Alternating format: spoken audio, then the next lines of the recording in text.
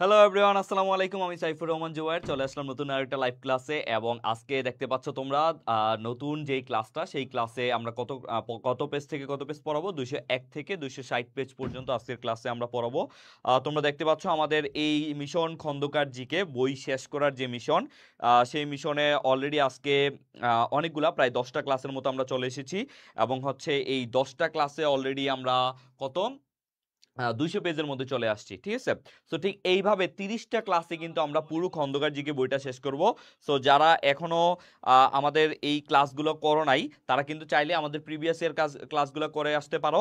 এবং মাত্র 30 দিনে খন্দকার জিকে বই করার যে মিশন, সেইটা হচ্ছে ডেইলি আমাদের সাথে ক্লাসগুলো করতে পারো রাত 8টায়, ঠিক আছে। প্রত্যেক দিন রাত 8টায় এই পেজে খন্দকার জিকে এবং হচ্ছে লিজেন্ড কেয়ার পেজে আমাদের কিন্তু হচ্ছে এই ক্লাসটা হয়ে থাকে। সো যারা ক্লাসটা দেখতে পাচ্ছ সবাই একটু আমাকে জানাও, আমাকে দেখতে পাচ্ছ কিনা, শুনতে পাচ্ছ কিনা, এবং স্ক্রিন ক্লিয়ার কিনা, ঠিক আছে। তো সবাই একটু জানিয়ে দাও ভাইয়াকে যে সবাই সবকিছু দেখতে পাচ্ছ কিনা। ওকে, মোহাম্মদ সাকিব হোসেন, ওয়ালাইকুম আসসালাম ভাইয়া। সবার প্রথম সাকিব হোসেন আসছে, okay, share done, thank you Sakib তোমাকে। খাইরুল মোল্লা, ওয়ালাইকুম আসসালাম ভাইয়া। ওকে, হ্যাঁ ইনশাআল্লাহ বেস্ট ক্লাস হবে। তোমরা সবাই একটু ক্লাসটা শেয়ার করে দাও, বন্ধুদেরকে মেনশন করে দাও, আর ভাইয়াকে জানাও যে তোমরা হচ্ছে ক্লাসটা ক্লিয়ারলি দেখতে পাচ্ছ কিনা। ওকে, অল ক্লিয়ার। সুহাসিনী, ওয়ালাইকুম আসসালাম ভাইয়া। ওকে, যেহেতু পরীক্ষার আর সময় আছে অল্প, সো আমরা এখন একটু দ্রুত ভালো করে হচ্ছে পড়ে যাব, ঠিক আছে। একটু বেশি টাইম নেব, আগে আমরা 1 ঘন্টা ক্লাস করতাম, এখন আমরা একটু বেশি টাইম হইলেও ক্লাসগুলা শেষ করব, ঠিক আছে। সো সবাই হচ্ছে ক্লাসে চলে আসো, সবাইকে মেনশন করে দাও। ওকে, আচ্ছা, দেখতে পাচ্ছি অলরেডি অনেকেই চলে আসছে আমাদের সাথে। সো ওকে, আমরা দেরি না করে তাহলে ক্লাসটা শুরু করে দিচ্ছি। তো তোমাদের কাজ একটাই, তোমাদের কাজ হচ্ছে ক্লাসটা শেয়ার করা, আমাকে জানানো সবকিছু ঠিকঠাক আছে কিনা, এবং কোনো প্রবলেম থাকলে আমাকে কমেন্ট করা, ঠিক আছে। দেখো, মুক্তিযুদ্ধে প্রচার মাধ্যমের ভূমিকা, এখানে সবচেয়ে বেশি যেখানে প্রশ্ন আসে সেটা হচ্ছে স্বাধীন বাংলা বেতার কেন্দ্র। স্বাধীন বাংলা বেতার কেন্দ্র কেমন, যেমন হচ্ছে আমরা জানি যেদিন থেকে শেখ মুজিবুর রহমান স্বাধীনতার ঘোষণা দেয়, ঠিক ওই দিনই 26শে মার্চে কালুরঘাটে কিন্তু একটা বেতার কেন্দ্র তৈরি হয়, যেটার পরবর্তী নাম হয় স্বাধীন বাংলা বেতার কেন্দ্র। দেখো, 1971 সালের 25শে মার্চ পাকিস্তানি সৈন্যরা সকল রেডিও স্টেশনের দখল নিয়ে নিলে চট্টগ্রামের আওয়ামী লীগ নেতারা চট্টগ্রামের আগ্রাবাদ বেতার কেন্দ্র হতে স্থানান্তরিত করে চট্টগ্রামের কালুরঘাট কেন্দ্রে, ঠিক আছে। এটা হচ্ছে কালুরঘাট কেন্দ্রে হচ্ছে এটা স্থানান্তর করে, তোমার হচ্ছে এটা তৈরি করে। এবং এইটা একটু গুরুত্বপূর্ণ যে 28 মার্চ 1971 মেজর জিয়াউর রহমানের অনুরোধে বিপ্লবী শব্দটি বাদ দিয়ে নাম দেওয়া হয় স্বাধীন বাংলা বেতার কেন্দ্র, ঠিক আছে। ওকে, তারপরে আগে এটা ছিল স্বাধীন বাংলা বেতার কেন্দ্র, পরবর্তীতে স্বাধীন শব্দটা বিপ্লবী শব্দটা বাদ দেওয়া হয়। তারপরে দেখো এখানে দেখতে পাচ্ছ, ওকে, এখান থেকে আমরা কি পড়বো, যে এই চট্টগ্রামের কালুরঘাট থেকে সবার প্রথম যে স্বাধীনতার ঘোষণা দেয় সেটা কিন্তু তোমার হচ্ছে জিয়াউর রহমান। এটা একটু মনে রাখতে হবে, জিয়াউর রহমান এই স্বাধীন বাংলা বেতার কেন্দ্র থেকেই কিন্তু সবার প্রথম কি করে স্বাধীনতার ঘোষণা দেয়। সো এটা একটু মনে রাখবা।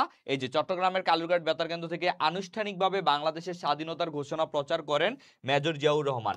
এইটা একটু গুরুত্বপূর্ণ, বর্তমান রাজনৈতিক প্রেক্ষাপটে এটা একটু গুরুত্বপূর্ণ। সো আমরা হচ্ছে এটা পড়বো, ঠিক আছে। এই যে দেখতে পাচ্ছ, চট্টগ্রামের কালুরঘাটে বেতার কেন্দ্র থেকে আনুষ্ঠানিকভাবে বাংলাদেশের স্বাধীনতার ঘোষণা প্রচার করেন মেজর জিয়াউর রহমান। ওকে, আচ্ছা, ওকে, ওয়ালাইকুম আসসালাম, হ্যাঁ সবাই চলে আসো। আচ্ছা, তারপরে দেখতে পাচ্ছ আরো কিছু গুরুত্বপূর্ণ তথ্য। প্রথম নারী শিল্প, এখানে প্রথম নারী শিল্পী এটা পড়তে পারো, নমিতা ঘোষ, স্বাধীন বাংলা বেতার কেন্দ্রের প্রথম নারী শিল্পী। আর সবচেয়ে বেশি ইম্পর্টেন্ট হচ্ছে চরমপত্র।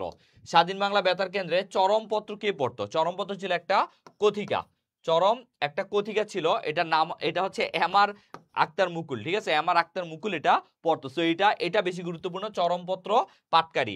তোমার হচ্ছে স্বাধীন বাংলা বেতার কেন্দ্র সবচেয়ে দুইটা ফেমাস জিনিস ছিল, সেটা হচ্ছে চরমপত্র আর হচ্ছে জল্লাদের দরবারে, ঠিক আছে।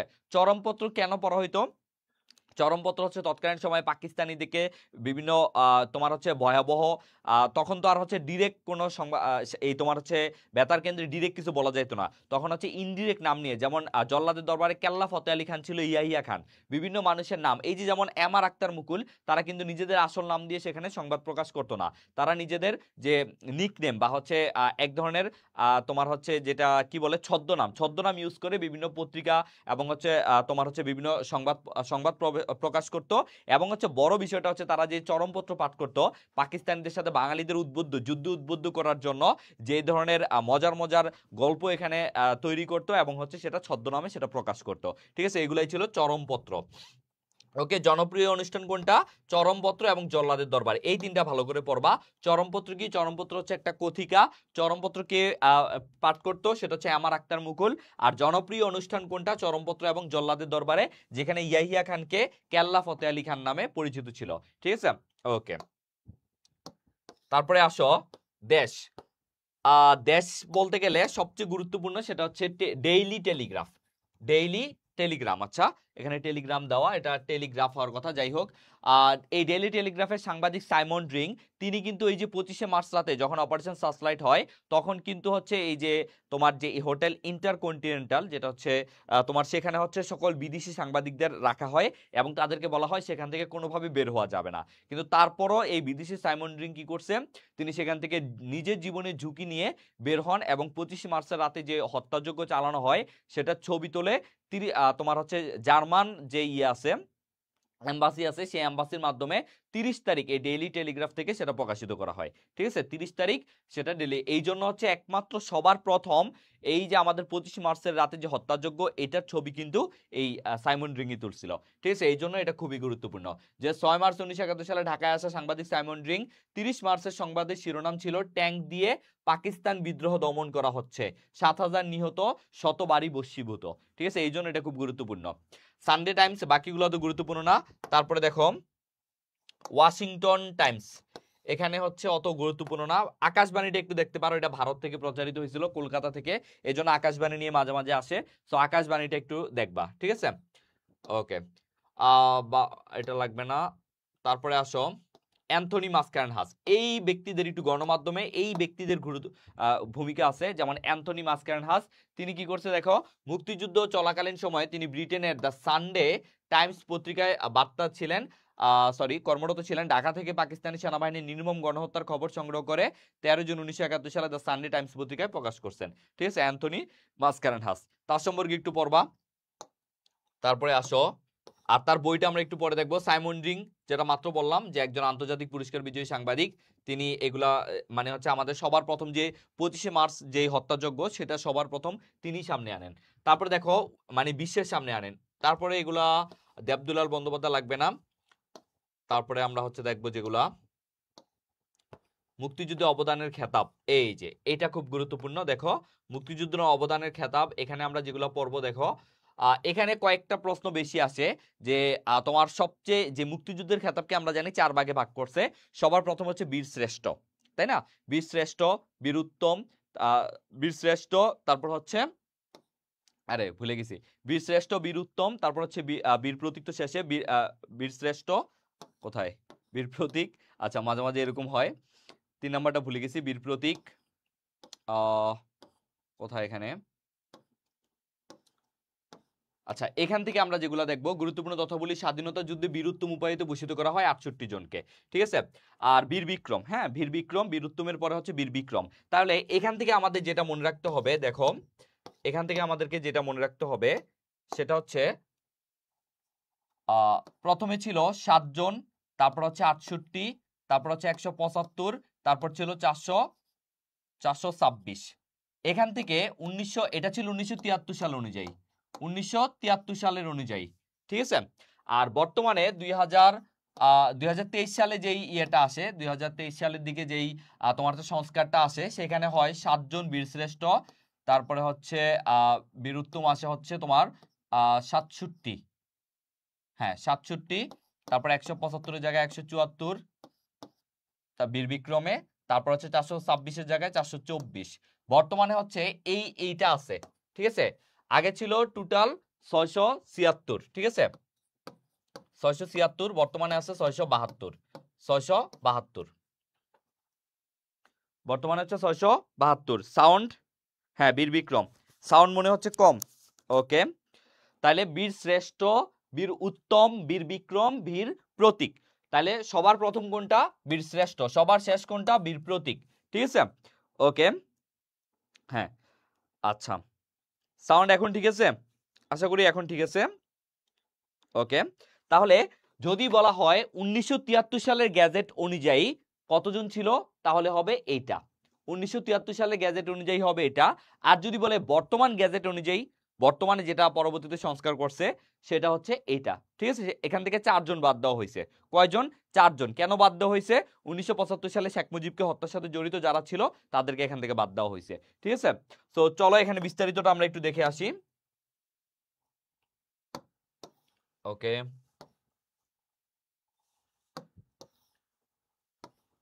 আচ্ছা দেখো, স্বাধীনতা যুদ্ধে বীরত্ব মুবাইদে ভূষিত করা হয় 68 জনকে। 1975 সালে বঙ্গবন্ধুকে বাঁচানোর জন্য একজনকে দেওয়া হয়েছিল উপাধি, বাট সেটা অ্যাকচুয়ালি গ্যাজেটেড হয় নাই, সেটাকে ব্রিগেডিয়ার জামিলকে। মোট বীরত্ব মুবাইদে ভূষিত করা 69। আচ্ছা, এগুলা দেখার দরকার নাই, আমরা হচ্ছে এখানে কিছু গুরুত্বপূর্ণ জিনিস আছে সেগুলো একটু দেখবো। বীর বিক্রম মুবাইদে ভূষিত করা হয় 174, 424, ওকে। পূর্বে ছিল দেখা 426 আর হচ্ছে 175 ছিল, ঠিক আছে। মুক্তিযুদ্ধে এই যে এইটা একটু গুরুত্বপূর্ণ, মুক্তিযুদ্ধে অবদানের জন্য, মুক্তিযুদ্ধে অবদানের জন্য বীর প্রতীক খেতাবপ্রাপ্ত, বীর প্রতীক খেতাবপ্রাপ্ত মহিলা মুক্তিযোদ্ধা সেতারা বেগম, তিনি 2 নম্বর সেক্টরে যুদ্ধ করছেন। আর হচ্ছে তারামন বিবি, তিনি 11 নম্বর সেক্টরে, খুব সম্ভবত 11 নম্বর সেক্টরে যুদ্ধ করছেন। তো এই দুইজনের নাম একটু গুরুত্বপূর্ণ, সেতারা বেগম এবং হচ্ছে তারামন বিবি, সেতারা বেগম এবং হচ্ছে তারামন বিবি। তারপরে দেখো, মুক্তিযুদ্ধে প্রথম বীর প্রতীক খেতাবপ্রাপ্ত মহিলাকে? ক্যাপ্টেন সেতারা বেগম। মহিলাদের এটা একটু গুরুত্বপূর্ণ, সো এটা একটু পড়তে হবে, এই দুইটা ভালো করে পড়বা। মুক্তিযুদ্ধে প্রথম বীর প্রতীক খেতাবপ্রাপ্ত মহিলা হচ্ছে ক্যাপ্টেন সেতারা বেগম, ঠিক আছে। আর সর্বকনিষ্ঠ, বাংলাদেশের সর্বকনিষ্ঠ খেতাবপ্রাপ্ত মুক্তিযোদ্ধার নাম কি? শহীদুল ইসলাম চৌধুরী, 11 নম্বর সেক্টরে যুদ্ধ করছিল, ঠিক আছে। 12 বছর বয়স, শহীদুল ইসলাম লালু, তাকে বলা হয় শহীদুল ইসলাম লালু, ঠিক আছে। তিনি হচ্ছে সবচেয়ে সর্বকনিষ্ঠ খেতাবপ্রাপ্ত মুক্তিযোদ্ধা, বীর বিচ্ছু নামে তাকে ডাকতো, ঠিক আছে।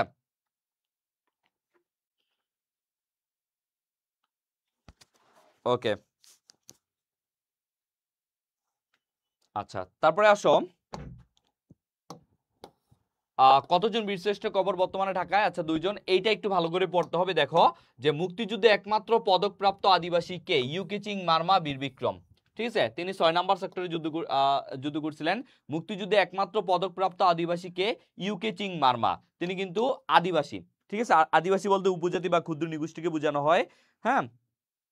দেখো, মুক্তিযুদ্ধে একমাত্র পদকপ্রাপ্ত আদিবাসী কে? ইউকে চিং মারমা বীর বিক্রম।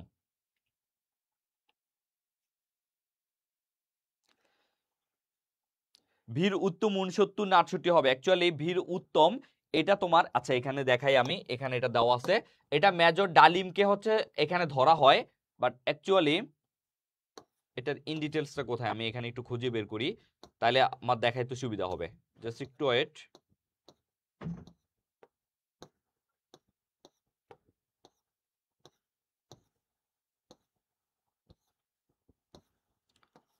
একটু ওয়েট করো, আমি দেখাচ্ছি। আচ্ছা এখানে মনে হয় নাই, মেজর ডালিমকে সহ ধরে অ্যাকচুয়ালি 69, ঠিক আছে। আর ওনাকে তো যেহেতু গ্যাজেটেড ভুক্ত করা হয় নাই, ওনারটা বাদ দিয়ে কিন্তু 68, গ্যাজেটেড 1973 সাল অনুযায়ী ছিল 68, পরে এখান থেকে একজনকে বাদ দেওয়া হয়েছে, বাদ দিয়ে 67, ঠিক আছে। ওই মেজর ডালিমকে সে 69 বলা হয়, বাট ওইটা ধরার কোনো স্কোপই নাই, কারণ ওইটা গ্যাজেটেড না, ওইটা কি গ্যাজেটেড না, এই জন্য সেটা আমরা ধরবো না, ওকে। আচ্ছা তাইলে হচ্ছে আমরা মেজর ডালিমেরটা বাদ দিয়ে তারপর ধরবো। আচ্ছা এখানেই দেওয়া আছে মেবি। দেখো 15 ডিসেম্বর 2020 সালে বঙ্গবন্ধু শেখ মুজিবুর রহমানের হত্যা মামলায় 4 খুনির বীরত্বসূচক রাষ্ট্রীয় খেতাব হাইকোর্টে স্থগিত করে। 6 জুন 2021 সালে বঙ্গবন্ধু শেখ মুজিবুর রহমানের হত্যা মামলায় দণ্ডিত 4 জন খুনির বীরত্বসূচক রাষ্ট্রীয় খেতাব বাতিল করে সরকার গ্যাজেট প্রকাশ করে। বর্তমানে মুক্তিযুদ্ধে খেতাবপ্রাপ্ত সর্বমোট বীর মুক্তিযুদ্ধের সংখ্যা 672 জন, যেটা আগে ছিল 676 জন, তার মানে কমসে কয়জন? 4 জন, ঠিক আছে। খেতাবপ্রাপ্ত বীর মুক্তিযুদ্ধের সংখ্যা 673 জন। খেতাবপ্রাপ্ত বলতে এখানে একজনকে ধরা হয়েছে, ওই যে জামিল, ডালিম। দেখো জামিল, যে 4 জন খুনির খেতাব বাতিল করা হয়, দেখো বীরুত্তম শরীফুল হক ডালিম, ঠিক আছে, ডালিমেরটা বাদ দেওয়া হয়েছে। HMB নূর চৌধুরীটা বাদ দেওয়া হয়েছে। বীর প্রতীক হচ্ছে রাশেদ চৌধুরীটা বাদ দেওয়া হয়েছে, এবং হচ্ছে মোসলে উদ্দিন এটা বাদ দেওয়া হয়েছে। বাট ওই জামিলেরটা সহ ধইরা এখানে 673 জন বলছে, ঠিক আছে। বাট গ্যাজেটেড প্রাপ্ত কিন্তু, গ্যাজেটেড আর হচ্ছে খেতাবপ্রাপ্ত দুইটা কিন্তু এক জিনিস না। দেখো এখানে কি বলছে যে 1975 সালে বঙ্গবন্ধুকে বাঁচানোর চেষ্টায় 2010 সালে মরণোত্তর সর্বশেষ বীরুত্তম উপাধিতে ভূষিত করা হয় মেজর ব্রিগেডিয়ার জামিলকে। এটা হয়েছে কি যে উপাধিতে ভূষিত করা হয়েছে, কিন্তু তাকে গ্যাজেটেড করা হয় নাই, ঠিক আছে। ওকে, বর্তমান বীরুত্তম 68 জন এখানে বলা হয়েছে, আর মোট বীরুত্তম উপাধিতে ভূষিত করা 69 জনকে, পরে ওই যে 68 জনকে একজন বাদ দেওয়া হয়েছে, এর জন্য 67। ঠিক আছে, ওকে। তারপর আসো বিবরণ। সিপাহী মোস্তফা কামাল, এখানে আমাদেরকে সবকিছু পড়া লাগবে না, এখানে জাস্ট আমাদের এতটুকু পড়া লাগবে যে তিনি হচ্ছে সবার, কোথায়, সিপাহী মোস্তফা কামাল তিনি কিন্তু প্রথম শহীদ, তিনি কিন্তু প্রথম শহীদ। বীরশ্রেষ্ঠদের মধ্যে প্রথম শহীদ কে? সিপাহী মোস্তফা কামাল। এবং তিনি কোন সেক্টরে যুদ্ধ, এটা তো আমরা মনে রাখবো, তিনি সিপাহী ছিলেন এবং তিনি সেনাবাহিনীতে, সিপাহীরা তো সেনাবাহিনীর অন্তর্ভুক্ত, তাই না? এই জন্য মনে রাখবো তার কর্মস্থল কোথায়, সেনাবাহিনী। এবং হচ্ছে পদবী কি? সিপাহী, তার নামের সাথে আমরা মনে করব সিপাহী মোস্তফা কামাল, এবং তিনি কিন্তু প্রথম শহীদ, বীরশ্রেষ্ঠদের মধ্যে প্রথম শহীদ, এটা মনে রাখতে হবে, বীরশ্রেষ্ঠদের মধ্যে প্রথম শহীদ। ঠিক আছে, বীরশ্রেষ্ঠদের মধ্যে প্রথম শহীদ। ওকে, আচ্ছা। তারপরে এখানে আমাদেরকে পড়তে হবে এই যে বীরশ্রেষ্ঠদের মধ্যে প্রথম শহীদ মোহাম্মদ মোস্তফা কামাল। আর যদি অপশনে মোস্তফা কামাল না থাকে সেক্ষেত্রে হচ্ছে আব্দুর রৌফ দিতে হবে। অনেক অনেক বইতে তোমরা দেখবা আব্দুর রৌফ দেওয়া, বাট এটা কিন্তু আসলে আব্দুর রৌফ না, এটা সিপাহী মোস্তফা কামালই হবে। যদি সিপাহী মোস্তফা কামাল না থাকে সেক্ষেত্রে আমরা আব্দুর রৌফ দিব। ঠিক আছে, সিপাহী মোস্তফা কামাল না থাকলে আমরা আব্দুর রৌফ দিব। ওকে, তারপরে আসো ল্যান্স নায়ক মুন্সি আব্দুর রৌফ। আব্দুর রৌফে এখানে আমরা কি কি পড়বো, যে তিনি আসলে কি ছিলেন, তিনি ছিলেন ল্যান্স নায়েক, এবং এটা হচ্ছে তোমার ইস্ট পাকিস্তান রাইফেল ইপিআর এর মধ্যে ছিল, তিনি ইপিআর এর মধ্যে ছিল, এবং তিনি 1 নম্বর সেক্টরে যুদ্ধ করছে, এটা আসবে না তোমাদের এখানে, বাট তিনি ইপিআর এ ছিল, ল্যান্স নায়েক এটা ইপিআর এর সাথে ছিল, ইস্ট পাকিস্তান রেজিমেন্ট, এটা মনে রাখবা। তারপরে হচ্ছে মতিউর রহমান, ফ্লাইট লেফটেন্যান্ট মতিউর রহমান, এটা পরীক্ষায় আসে, তিনি কোন বাহিনীতে ছিল? এই যে ফ্লাইট লেফটেন্যান্ট মতিউর রহমান, তিনি কোন বাহিনীতে কর্মরত ছিল? তিনি, বা তোমাকে বলবে মতিউর রহমান কোন বাহিনীতে কর্মরত ছিল? তিনি বিমান বাহিনীতে কর্মরত ছিল। দেখো, কর্মস্থল হচ্ছে বিমান বাহিনী। ঠিক আছে, এবং পদবী ফ্লাইট লেফটেন্যান্ট। তিনি তার বর্তমানে তার এটা খুব গুরুত্বপূর্ণ, তিনি T-33 বা ব্লু ব্লাড, যেটা ছদ্মনাম ছিল ব্লু ব্লাড, এমন একটা বিমান হচ্ছে কি করছিল, পাকিস্তানকে নিয়ে, তিনি আগে পাকিস্তান যে বিমান বাহিনী সেখানে তিনি কর্মরত ছিল। তো যখন বাংলাদেশ এবং পাকিস্তানের যুদ্ধ শুরু হয়, তিনি যেহেতু বাঙালি, তাই তিনি কি করছেন, একটা বিমান নিয়ে বাংলাদেশে আসতে চাইছিলেন। ঠিক আছে, পরবর্তীতে পাকিস্তানিরা সেটা ব্রাশ করে ফেলে আকাশে, এবং তিনি হচ্ছে সেখানে হচ্ছে মানে মৃত শহীদ হন। তারপর হচ্ছে তার তার কবরটা কোথায় হয়, পাকিস্তানি হয়, পরবর্তীতে বাংলাদেশ স্বাধীন হইলে সেটা বাংলাদেশে নিয়ে আসা হয়, মিরপুরে সেটা দাফন করা হয় পূর্ণ মর্যাদায়। ঠিক আছে, এখানে বিস্তারিত দেওয়া আছে, সো এটা একটু পড়বা, ফ্লাইট লেফটেন্যান্ট মতিউর রহমান সম্পর্কে একটু ভালো করে পড়বা। তারপরে ল্যান্স নূর, তিনিও ইপিআর এর সাথে ছিল। তারপরে হচ্ছে আমরা সিপাহী হামিদুর রহমান, এটা একটু পড়বা, জাস্ট সেনাবাহিনীতে ছিল।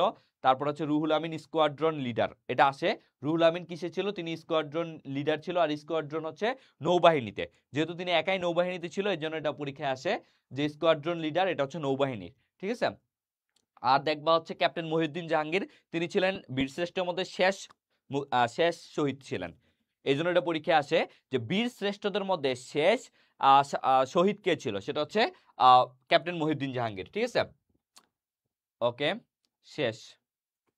তারপরে আসো, দেখো প্রশ্ন কিরকম হয়, যে ল্যান্স নায়ক নূর মোহাম্মদ শেখ কোন সেক্টরের অধীনে মুক্তিযুদ্ধে অংশগ্রহণ করছেন, তার মানে সেক্টরগুলো আসতেছে। তারপরে দেখো, কোন বীরশ্রেষ্ঠদের দেহাবশেষ বাংলাদেশে এনে বীরশ্রেষ্ঠ মতিউর রহমানের কবরের পাশে সমাহিত করা হয়, এটা বিসিএস এ আসছিল, এটা হচ্ছে সিপাহী হামিদুর রহমান।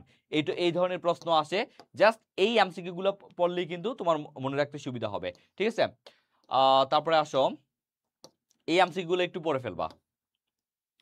তারপরে দেখো, মুক্তিযুদ্ধ নারী শিশু, আমরা জানি সবসময় মুক্তিযুদ্ধে নারীগুলো পরীক্ষায় আসে। সো এই যে আমি একটু আগে বলছিলাম ক্যাপ্টেন ডক্টর সেতারা বেগমের কথা, তিনি 2 নম্বর সেক্টরে যুদ্ধ করছিলেন, এটা আমি বলছিলাম, এবং তিনি হচ্ছে বীর প্রতীক উপাধিতে ভূষিত হয়েছিলেন। তাইলে তিনি 2 নম্বর সেক্টর এবং হচ্ছে বীর প্রতীক ছিলেন, বীর প্রতীক এবং 2 নম্বর সেক্টরে যুদ্ধ করছেন। ঠিক আছে, এবং তিনি হচ্ছে 2 নম্বর সেক্টর কমান্ডার এটিএম হায়দার তার আপন বোন ছিলেন। ঠিক আছে, তারপরে দেখো এই যে তারামন বিবিটা দেখো, তিনি তারামন বিবি নামে পরিচিত, বাংলা স্বাধীনতা যুদ্ধে একজন বীর নারী মুক্তিযোদ্ধা। তিনি 11 নম্বর, এই যে বলছিলাম তিনি 11 নম্বর সেক্টরে যুদ্ধ করছিলেন। কত নম্বর সেক্টরে? 11 নম্বর সেক্টরে যুদ্ধ করছিলেন। আচ্ছা, তাকে কোন খেতাব দেওয়া হয়েছে? বীর প্রতীক খেতাব দেওয়া হয়েছে। ঠিক আছে, ওকে, তাকে হচ্ছে খেতাব দেওয়া হয়েছে। তারপরে কাকন বিবি। কাকন বিবি কোন সম্প্রদায়ের, এটা পরীক্ষায় আসে। কাকন বিবিকে যদিও হচ্ছে দেওয়ার কথা ছিল, বাট উপাধি দেওয়া হয় নাই, কিন্তু তিনি হচ্ছে কোন সম্প্রদায়ের, এটা পরীক্ষায় আসে। তিনি হচ্ছে, দেখো, 1971 সালে সংগঠিত বাংলাদেশের মহান স্বাধীনতা যুদ্ধে এক বীর যোদ্ধা, বীরাঙ্গনা, গুপ্তচর, কিন্তু উপাধি নাই। কাকন বিবি কোন সম্প্রদায়ের? খাসিয়া, এটা পরীক্ষায় আসে। কাকন বিবি কোন সম্প্রদায়ের? তিনি ছিলেন খাসিয়া। খাসিয়া সম্প্রদায়ের তিনি ছিলেন। কাকন বিবি খাসিয়া সম্প্রদায়ের ছিলেন। ঠিক আছে।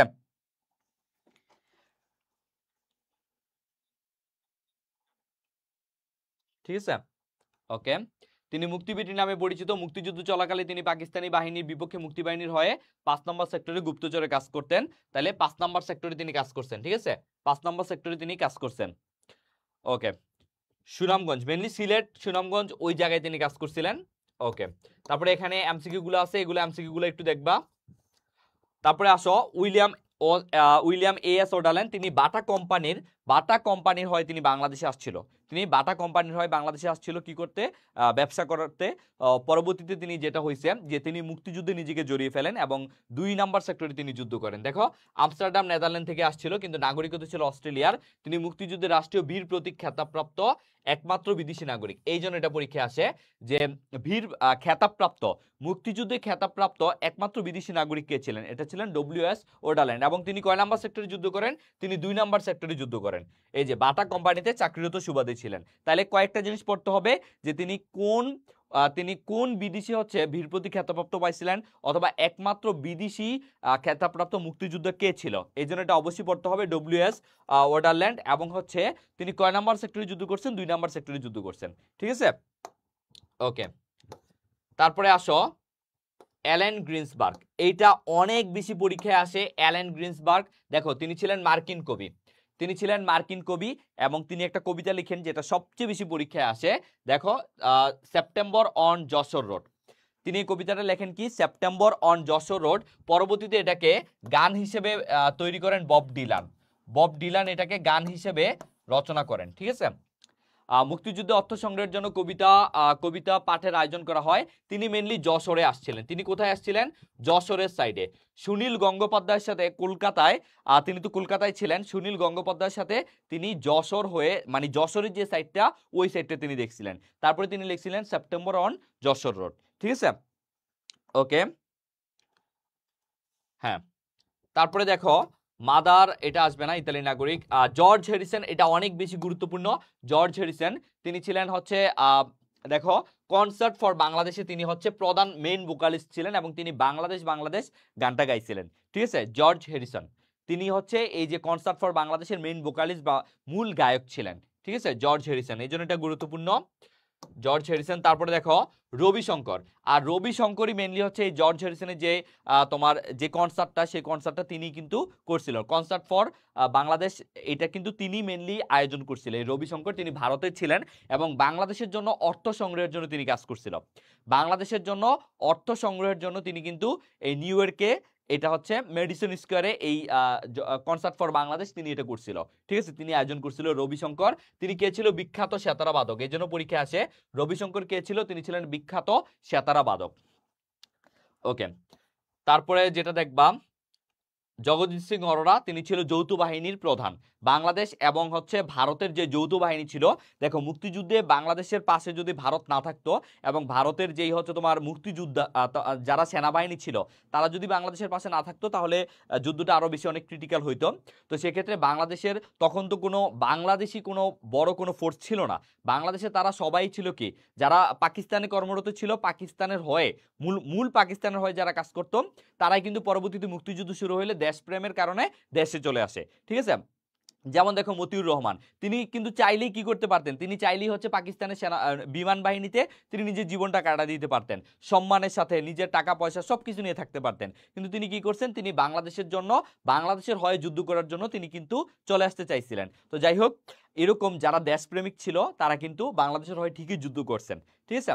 তো এই যে যারা মনে করো বাংলাদেশে যারা তোমার হচ্ছে যারা একদম কি বলে ইপিআর বা ইস্ট বেঙ্গল রেজিমেন্ট, এর পাশাপাশি কিন্তু অনেকেই যারা জীবনে যুদ্ধ করে নাই তারাও কিন্তু ভারতে গিয়ে ট্রেনিং নিয়ে তারপরে বাংলাদেশের হয়ে যুদ্ধ করছেন। এবং বাংলাদেশের এই মুক্তিবাহিনীর সাথে কারা যুদ্ধ করছে? ভারতের অনেক সেনাবাহিনী, ভারতের সেনাবাহিনী এখানে যুদ্ধ করছে, ঠিক আছে। তাদেরকে নিয়েই হচ্ছে একটা যৌথ বাহিনী গঠিত হয় 21শে নভেম্বর। 21শে নভেম্বর যৌথ বাহিনী গঠিত হয় এবং সেটার প্রধান ছিলেন জগজিৎ সিং অরোরা, ঠিক আছে, জগজিৎ সিং অরোরা। ওকে, তারপরে আসো ইন্দিরা গান্ধী। ইন্দিরা গান্ধী তৎকালীন সময় দেখো ভারতের প্রধানমন্ত্রী ছিল, এবং ইন্দিরা গান্ধী যদি বাংলাদেশকে তখন সাপোর্ট না দিত তখন চিত্রটা হয়তো অন্যরকম হইতো। আমাদের সবচেয়ে বড় সাপোর্টটা কিন্তু মুক্তিযুদ্ধের সময় ভারত দিছিল, এবং প্রায় 1 কোটি শরণার্থীকে, 1 কোটি মানুষকে ভারত আশ্রয় দিছিল। 1 কোটি মানুষের খাওয়া দাওয়ার জন্য তিনি কিন্তু শরণার্থী করো মানে বাংলাদেশের মানুষকে তিনি হচ্ছে ওই সময় খাওয়ানোর জন্য ভারতের মানুষের কাছ থেকে শরণার্থী করো উঠাইছিলেন, ঠিক আছে। তো এই 1 কোটি মানুষকে কিন্তু তখন ভারত আশ্রয় দিয়েছিল, এবং যত ধরনের ট্রেনিং দেওয়া লাগে যুদ্ধ করার জন্য, যত ধরনের ট্রেনিং সেটা কিন্তু ভারতে গিয়ে নেওয়া হয়েছিল, ঠিক আছে। ওকে, তারপরে হচ্ছে আমরা যারটা দেখব অশোক তারা লাগবে না, লেয়ার লেভিন, জোসেফ ইকল্যান্ড। ওকে, আচ্ছা, তারপরে এখানে হচ্ছে যেগুলো আমি বললাম এগুলোই দেখবা, এগুলো এমসিকিউ আছে, এর বাইরে আর খুব বেশি গুরুত্বপূর্ণ না।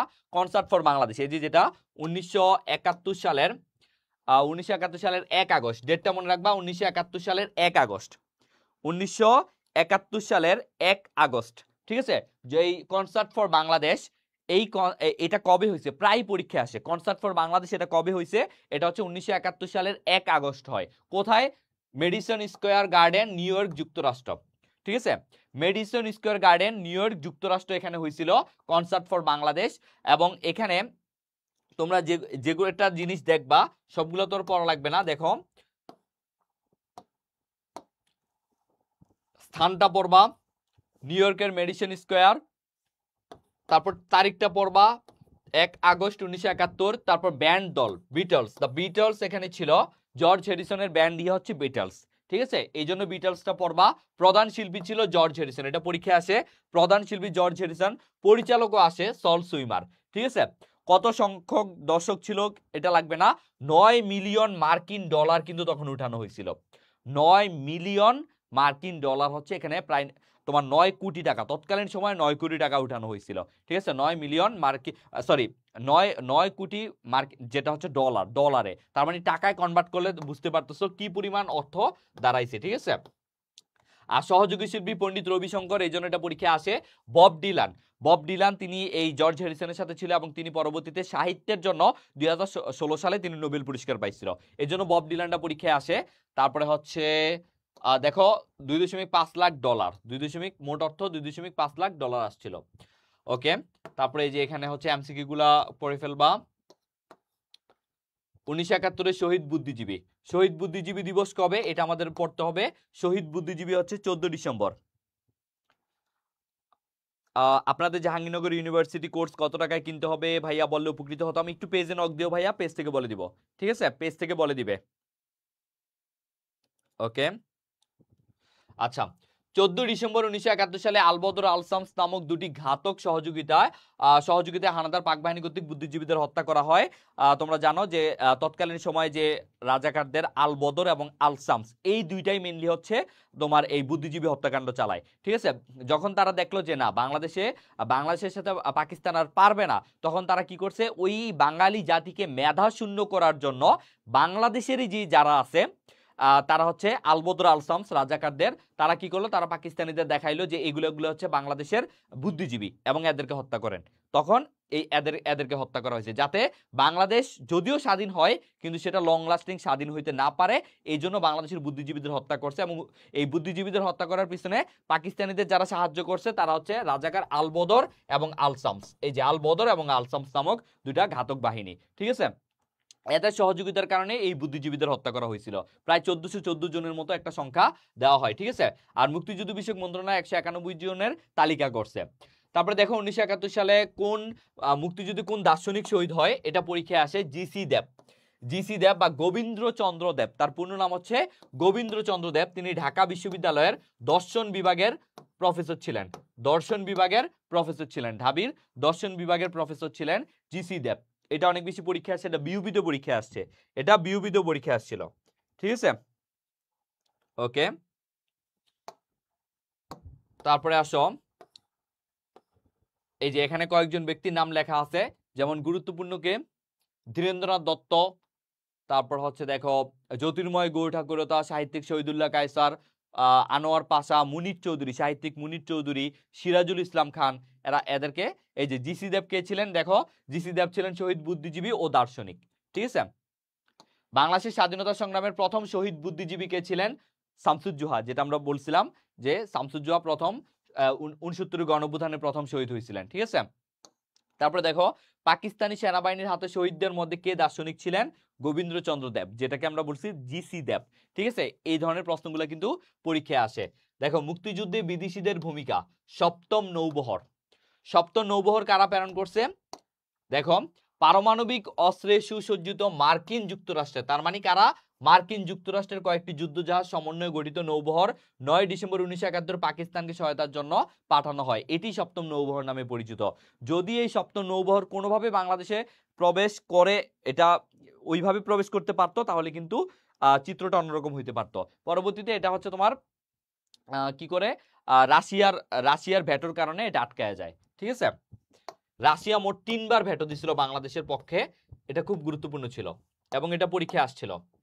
পাকিস্তানি বাহিনীকে সহায়তা করার জন্য ভিয়েতনামের, আচ্ছা এটা লাগবে না, টাস্কফোর্স 74, এটা ততটা গুরুত্বপূর্ণ না।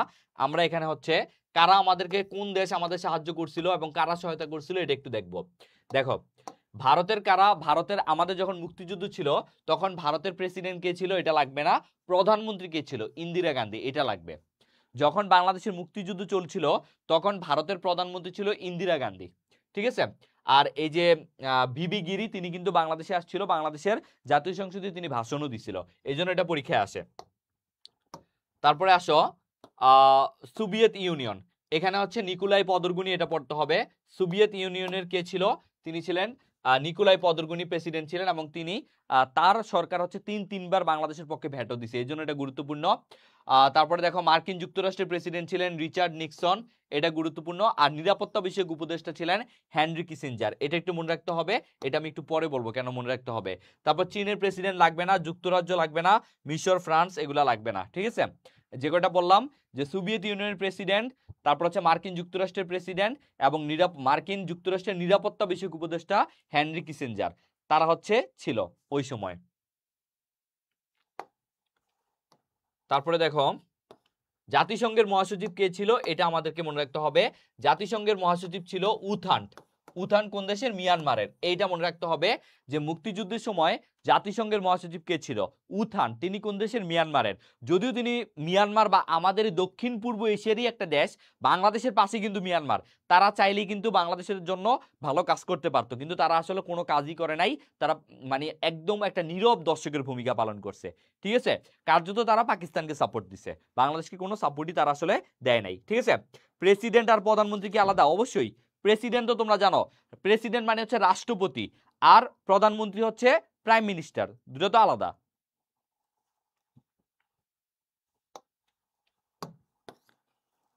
তারপরে দেখো বাংলাদেশের স্বাধীনতার স্বীকৃতি, বাংলাদেশকে কখন কারা স্বীকৃতি দিছে, এইটা সবগুলো আমাদের জানা দরকার না, বাট গুরুত্বপূর্ণগুলো আমরা একটু দেখি। প্রথমেই আমাদেরকে জানতে হবে বাংলাদেশকে সবার প্রথম স্বীকৃতি কে দিছে। এটা নিয়ে আগে একটা কনফিউশন ছিল, ভারত না ভুটান, বাট সবার প্রথমে ভুটান দিছে, এটা মনে রাখতে হবে। 6 ডিসেম্বর, 6 ডিসেম্বরে সবার প্রথম ভুটান বাংলাদেশকে স্বীকৃতি দিছে। দ্বিতীয় কে দিছে? দ্বিতীয় দিছে ভারত। ঠিক আছে, বাংলাদেশকে স্বীকৃতি দানকারী প্রথম আরব দেশ অনেক বেশি আসে, প্রথম আরব দেশ ইরাক। তারপরে বাংলাদেশকে স্বীকৃতি দানকারী প্রথম অনারব মুসলিম দেশ, মানে আরবের বাইরে যে মুসলিম দেশটা, সেটা হচ্ছে সেনেগাল। ঠিক আছে, এটা একটু পড়তে হবে। আর সেনেগাল না থাকলে আবার মালয়েশিয়া দেওয়া যায়, সেনেগাল না থাকলে মালয়েশিয়া দেওয়া যায়। বাংলাদেশকে স্বীকৃতি দানকারী প্রথম ইউরোপের দেশ, এটা পরীক্ষায় আসে, পূর্ব জার্মানি। আফ্রিকান দেশ সেনেগাল, একটু কম আসে, বাট তারপরে দেখতে পারো।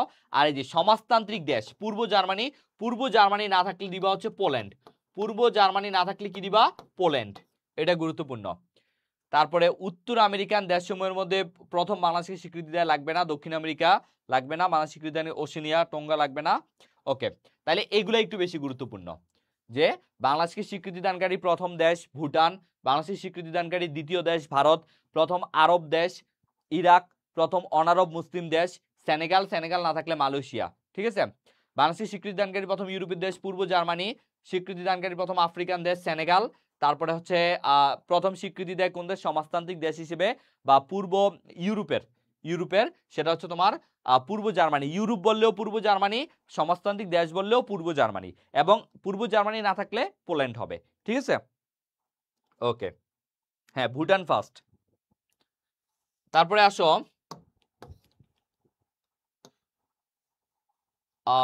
এখানে স্বাধীন মানুষকে এই যে আরেকটা যে গুরুত্বপূর্ণ জিনিস মনে রাখতে হবে যে পঞ্চশক্তি দেশগুলোর মধ্যে সর্বশেষ স্বীকৃতি দেয় কোন দেশ, সেটা হচ্ছে চীন। চীন হচ্ছে সবার শেষ স্বীকৃতি দেয়। ঠিক আছে, স্বাধীন বাংলাদেশকে যুক্তরাষ্ট্র স্বীকৃতি দান করে। আর পাকিস্তান কবে স্বীকৃতি দিছে এটাও লাগবে, 22 ফেব্রুয়ারি 1974। কেন দিছিল?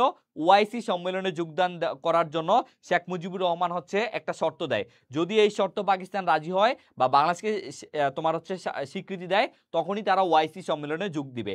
এই জন্য পরবর্তীতে 22 ফেব্রুয়ারি 1974 সালে পাকিস্তান বাংলাদেশকে স্বীকৃতি দেয়। আর সর্বশেষ দেয় সৌদি আরব 1975 সালে। সর্বশেষ কারা দেয়? সর্বশেষ হিসেবে দেয় সৌদি আরব 1975 সালে। সর্বশেষ দেয় 16 আগস্ট 1975 সালে সৌদি আরব। ওকে, না লাস্ট চীন না, ও সরি, হ্যাঁ এখানে হচ্ছে তোমার নরমালি সর্বশেষ হচ্ছে চীন, আর হচ্ছে ইয়ের মধ্যে তোমার এই পঞ্চশক্তির বাহিরে দেয় হচ্ছে সৌদি আরব। পঞ্চশক্তির বাহিরে সৌদি আরব, আর তোমার হচ্ছে পঞ্চশক্তির মধ্যে হচ্ছে কি বলি, পঞ্চশক্তির বাহিরে সৌদি আরব, আর ওভারঅল হচ্ছে চীন সবার শেষে 31 আগস্ট। ঠিক আছে, হ্যাঁ। তারপরে আসো বাংলাদেশের স্বাধীনতা লাভ। বাংলাদেশের স্বাধীনতা লাভ এটা আমরা সবাই জানি 1971 সালে 16 ডিসেম্বর এটা দেওয়া হয়েছে বিকাল 4:31 এবং এটার এখানে হচ্ছে যিনি প্রধান ছিলেন দেখতে পাচ্ছ যে পাকিস্তানের পক্ষে স্বাক্ষর করেন জেনারেল নিয়াজি, আর যৌথ বাহিনীর পক্ষে স্বাক্ষর করেন জগজিৎ সিং অরোরা। ঠিক আছে, জগজিৎ সিং অরোরা। আর উপস্থিত ছিলেন না আতল গনি উসমানী, তিনি সেদিন সিলেটে ছিলেন, যদিও তিনি বাংলাদেশের মুক্তি বাহিনীর সর্বাধিনায়ক ছিলেন, তারপরে তিনি সেখানে উপস্থিত ছিল না। এটা নিয়ে অনেক গুঞ্জন আছে কেন তিনি ছিলেন না, সেগুলো নিয়ে তোমরা অনেক বই পড়লে জানতে পারবে, বিস্তারিত অনেক কিছু আছে। তারপরে মোট কত হাজার সৈন্য এটা বলা হয় 93,000 সৈন্য, প্রায় 93,000 সৈন্য, এটা একটু গুরুত্বপূর্ণ। ঠিক আছে, পঞ্চশক্তি মানে কি? পঞ্চশক্তি মানে ওই যে পাঁচটা দেশ, তোমার যে জাতিসংঘের যে 5টা স্থায়ী রাষ্ট্র, যেমন হচ্ছে তোমার যুক্তরাষ্ট্র, যুক্তরাজ্য, ফ্রান্স, তারপর হচ্ছে চীন, তারপর হচ্ছে রাশিয়া, এই 5টাকে পঞ্চশক্তি বলা হয়। ঠিক আছে, যারা হচ্ছে তোমার এই কি বলে জাতিসংঘের যারা হচ্ছে 5টা স্থায়ী রাষ্ট্র। মুক্তিযুদ্ধকালীন মুদ্রা ও ডাক টিকিট এটা একটু গুরুত্বপূর্ণ পড়তে হবে। এখানে তোমাকে জানতে হবে যে মুক্তিযুদ্ধকালীন নিজস্ব ডাক টিকিট প্রবর্তন করা হয় কবে? 29 জুলাই 1971। বাট এইটা গুরুত্বপূর্ণ যে স্বাধীনতার পর কোথায় দাঁড়াও, এই যে প্রথম ডাক টিকিটের নকশা করেন কে? বিমান মল্লিক। এইটা গুরুত্বপূর্ণ, প্রথম ডাক টিকিটের নকশাকারক কে? বিমান মল্লিক।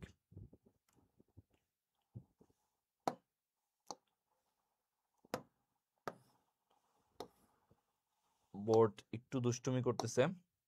ওকে, তাহলে প্রথম ডাক টিকিটের নকশা করেন কে? বিমান মল্লিক। এটা গুরুত্বপূর্ণ, এটা ভালো করে পড়বা। তারপরে যেটা পড়বা এই যে এটা এখানে দেওয়া আছে, এমসিকিউতে এটা দেওয়া আছে, দেখো স্বাধীনতার পর প্রকাশিত প্রথম স্মারক ডাক টিকিট কিসের ছবি ছিল? কেন্দ্রীয় শহীদ মিনারের ছবি ছিল। এই জন্য এটা ভালো করে পড়বা। স্বাধীনতার পর প্রকাশিত প্রথম স্মারক ডাক টিকিটে কিসের ছবি ছিল? এটা হচ্ছে কেন্দ্রীয় শহীদ মিনারের ছবি ছিল। এই জন্য এটা গুরুত্বপূর্ণ। ঠিক আছে, এটা গুরুত্বপূর্ণ।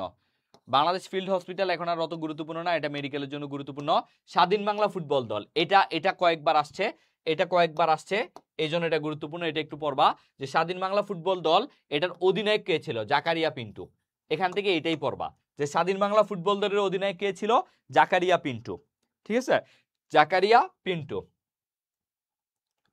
তারপরে এখানে পড়বা মুক্তিযুদ্ধ জাদুঘর কোথায়? শুধু এতটুকু পড়বা, মুক্তিযুদ্ধ জাদুঘর হচ্ছে শেরে বাংলা নগর, যেটা আগারগাঁও। ঠিক আছে, মুক্তিযুদ্ধ জাদুঘর কোথায়? আগারগাঁও, এটা শুধু পড়বা।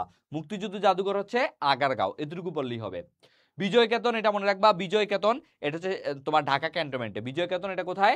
ঢাকা ক্যান্টনমেন্টে। এটা হচ্ছে দেখো ঢাকা সেনানিবাসে দুটি ভবনে বঙ্গবন্ধু জাদুঘর আগরতলা, আচ্ছা এটা লাগবে না, বঙ্গবন্ধু জাদুঘর, বিজয় কেতন জাদুঘরটি মূল প্রদর্শনী সামগ্রীর মধ্যে রয়েছে আগরতলা। এটা মিলিয়ে আগরতলা ষড়যন্ত্র নিয়ে, এটা আগরতলা ষড়যন্ত্রের মামলায় যেই ঘটনাগুলো সেই স্মৃতি নিয়ে করা, এটা পরীক্ষায় আসে বিজয় কেতন। বিজয় কেতন এটা কোথায়? এটা হচ্ছে তোমার হচ্ছে এটা ইয়েতে আসতে পারে, তোমার হচ্ছে বিউপিতে পরীক্ষা আসে বিজয় কেতন। এটা হচ্ছে ঢাকা ক্যান্টনমেন্টে অবস্থিত, ঠিক আছে, ঢাকা ক্যান্টনমেন্টে বা ঢাকা সেনানিবাসে অবস্থিত, এই জন্য এটা পড়বা। চুকনগর হত্যাকাণ্ড, চুকনগর গণহত্যা যেটা দেখো খুলনা জেলার কোথায়? এটা খুলনা জেলার ডুমুরিয়া উপজেলার চুকনগর। কোথায়? খুলনা জেলার ডুমুরিয়া উপজেলার। এখানে কি হয়েছে দেখো, চুকনগর গণহত্যা একটা সামরিক গণহত্যা যা পাকিস্তান সেনাবাহিনী 1971 মুক্তিযুদ্ধ চলাকালে সংগঠিত করে। গণহত্যাটি 1971 সালের 20 মে খুলনার ডুমুরিয়া উপজেলার চুকনগরে ঘটে, যা বিশ্বের কোনো মুক্তিযুদ্ধের ইতিহাসে সর্ববৃহৎ একক। কি করছে এখানে দেখো, ওই দিন একই সাথে প্রায় 10,000 মানুষকে হত্যা করা হয়, অর্থাৎ শুধু একটা জায়গাতেই প্রায় 10,000 মানুষকে হত্যা করে সেখানে গণকবর দেওয়া হয়। এটা হচ্ছে তোমার চুকনগর গণহত্যা। বাংলাদেশের সবচেয়ে বড় যেই তোমার হচ্ছে গণকবর, এটা হচ্ছে এই চুকনগর, ঠিক আছে। ওকে, এই জন্য এটা পরীক্ষায় আসে। চুকনগর কোথায়? 1971 আর্কাইভ লাগবে না। তারপরে এইবার আমরা একটু কোন বইগুলা বেশি গুরুত্বপূর্ণ সেগুলো একটু আমি দাগাই দিব, তোমরা দেখো, তোমরাও দাগাবা। দেখো রাইফেল রুটি আওরাত এটা হচ্ছে মুক্তিযুদ্ধের প্রথম উপন্যাস, এই জন্য এটা আমরা মনে রাখতে হবে, এটা আনোয়ার পাশা লিখছে। তারপরে হচ্ছে জননী সাহসিনী, এটা একটু পড়বা, জননী সাহসিনী 1971, এটা পড়বা। মা, তারপরে মা এইটা সবচেয়ে বেশি গুরুত্বপূর্ণ, এটা আনিসুল হক লিখছে, মুক্তিযুদ্ধ ভিত্তিক একটা উপন্যাস মা, ঠিক আছে। পরীক্ষায় আসে মা কি উপন্যাস, কেমন উপন্যাস? মা হচ্ছে মুক্তিযুদ্ধ ভিত্তিক উপন্যাস, ঠিক আছে, মা হচ্ছে মুক্তিযুদ্ধ ভিত্তিক উপন্যাস, আনিসুল হক লিখছে। তারপরে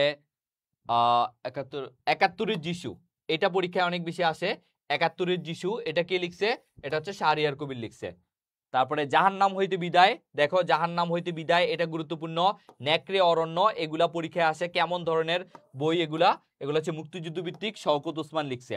তারপরে দেখো হুমায়ুন আহমেদের যেগুলো পরীক্ষায় আসে, অনিল বাগচির একদিন, আগুনের পরশমণি, দেয়াল। তারপর হচ্ছে এটা এটা এটা যদিও মুক্তিযুদ্ধ পরবর্তী রাজনৈতিক দেয়াল, এই জন্য তারপর এটা পড়তে পারো, যেটা কে লিখছে? এটা হুমায়ুন আহমেদ লিখছে। তারপরে হচ্ছে সবচেয়ে গুরুত্বপূর্ণ শ্যামল ছায়া আর জ্যোৎস্না ও জননীর গল্প। আর হাঙ্গর নদী গ্রেনেড এটা হচ্ছে সেলিনা হোসেন, এটা অনেক বেশি পরীক্ষায় আসে, ঠিক আছে। চাইলে একটা স্ক্রিনশট নিতে পারো, এগুলাই ভালো করে পড়বা। একটা স্ক্রিনশট নাও, কোনগুলো আসলে বেশি পড়া লাগবে।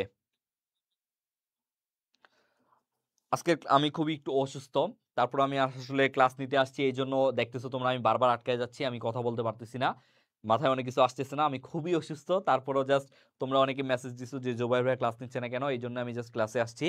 আমি জাস্ট কোন রকম কথা বলতে পারতেছি। আশা করি তোমরা আমার তাও ক্লাসটা বুঝতেছো, বাট আমি আজকে অন্য দিনের মতো খুবই একটু ভালো মতো ক্লাসটা নিতে পারতেছি না, সেজন্য সরি, বাট আমি খুবই অসুস্থ। ওকে, তারপরে আসো জ্যোৎস্না ও জননীর গল্প, শ্যামল ছায়া, এগুলো একটু দাগাও, চাইলে একটা স্ক্রিনশট নিতে পারো।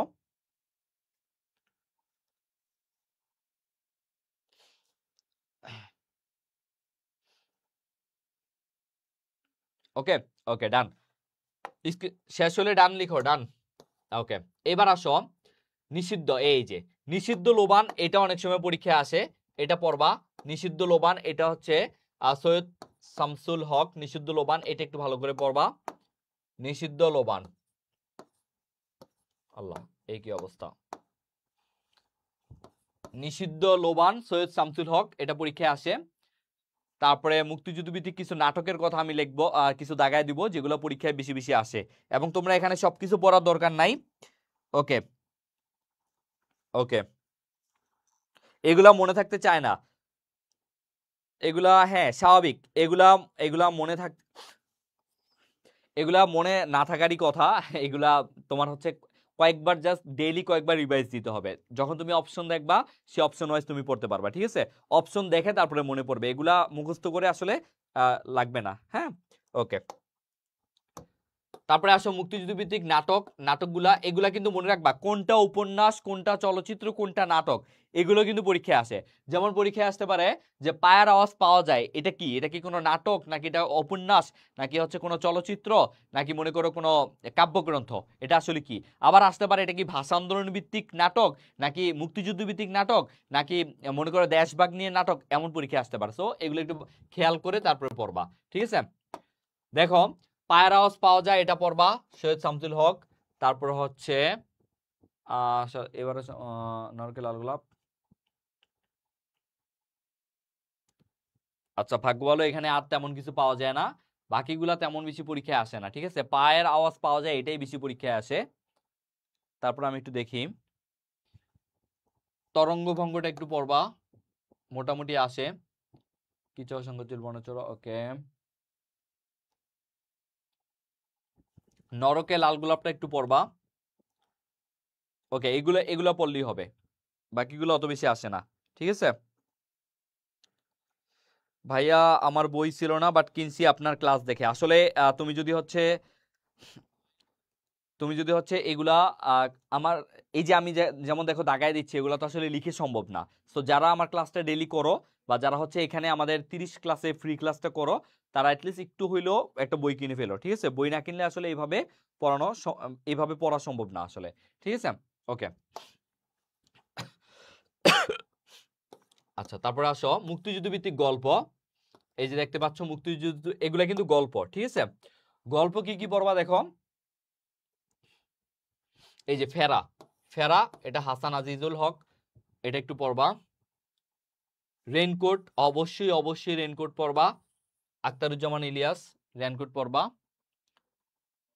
ওকে। এখানে এই দুইটা বেশি গুরুত্বপূর্ণ, ফেরা এবং হচ্ছে রেইনকোট। গল্প এই দুইটা বেশি গুরুত্বপূর্ণ। ভাই আপনি সব ক্লাস নেবেন? আসলে আমি তো সব ক্লাসে আসলে সম্ভব না আমার। তারপর আমি চেষ্টা করবো যে সপ্তাহে অ্যাটলিস্ট 5 দিন হইলেও আমি ক্লাস নেওয়ার, ঠিক আছে?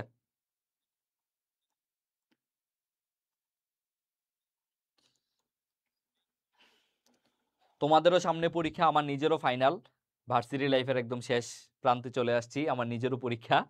সো এই মাসে আমার পরীক্ষা শেষ হবে, মানে পরীক্ষা হবে।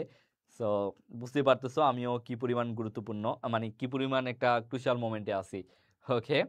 আচ্ছা, তারপরে আসো মুক্তিযুদ্ধ ভিত্তিক কবিতা।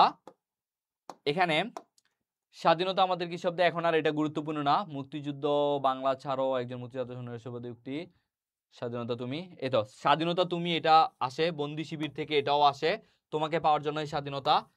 এখানে সবগুলাই গুরুত্বপূর্ণ, শামসুর রহমানের সবগুলাই পরীক্ষায় আসে, ঠিক আছে? তারপরে হচ্ছে আজকের বাংলাদেশের মুক্তিযোদ্ধারা দেখতে কেমন, এখানে এটাই বেশি গুরুত্বপূর্ণ। এই শামসুর রহমানের গুলাই বেশি আসে কবিতাগুলা। স্বাধীনতা তুমি, বন্দি শিবির থেকে তোমাকে পাওয়ার জন্য স্বাধীনতা, গেরিলা, এগুলো একটু বেশি গুরুত্বপূর্ণ, ঠিক আছে? ওকে।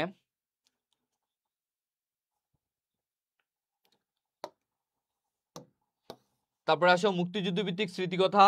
এখানে স্মৃতিকথাগুলো একটু ভালো করে পড়তে হবে। 71-এর দিনগুলো আমরা জানি জাহানারা ইমাম লিখছে, হ্যাঁ, বাট 71-এর ডায়েরি যেটা, সেটা আবার কে লিখছে দেখো, সুফিয়া কামাল। দুইটা কিন্তু আলাদা।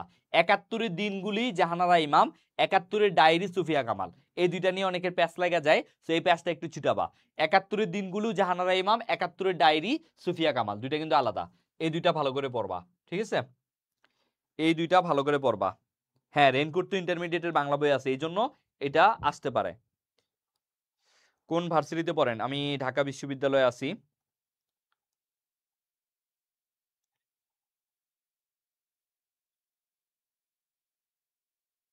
আচ্ছা, আন্তর্জাতিক আমি নিব, সমস্যা নাই, আন্তর্জাতিক নিব। তারপরে আসো, এখানে আসো, এখানে আর কি কি পড়া লাগবে? মুক্তিযুদ্ধ আগে পর আত্মকথা, আমার 71, প্রবাসী মুক্তিযুদ্ধের দিনগুলো, এটা পড়বা আবু সাইদ চৌধুরীর।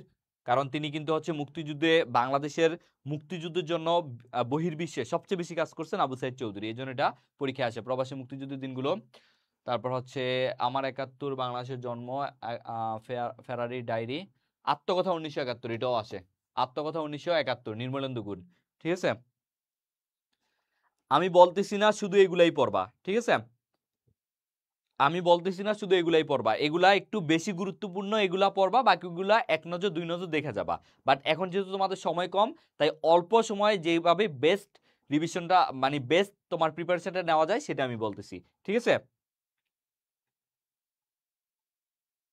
ওকে, তারপরে আসো প্রবন্ধ। প্রবন্ধ দেখো, প্রবন্ধ আমি কি পড়ব? আমি বীরাঙ্গনা বলছি, এটা পড়বা।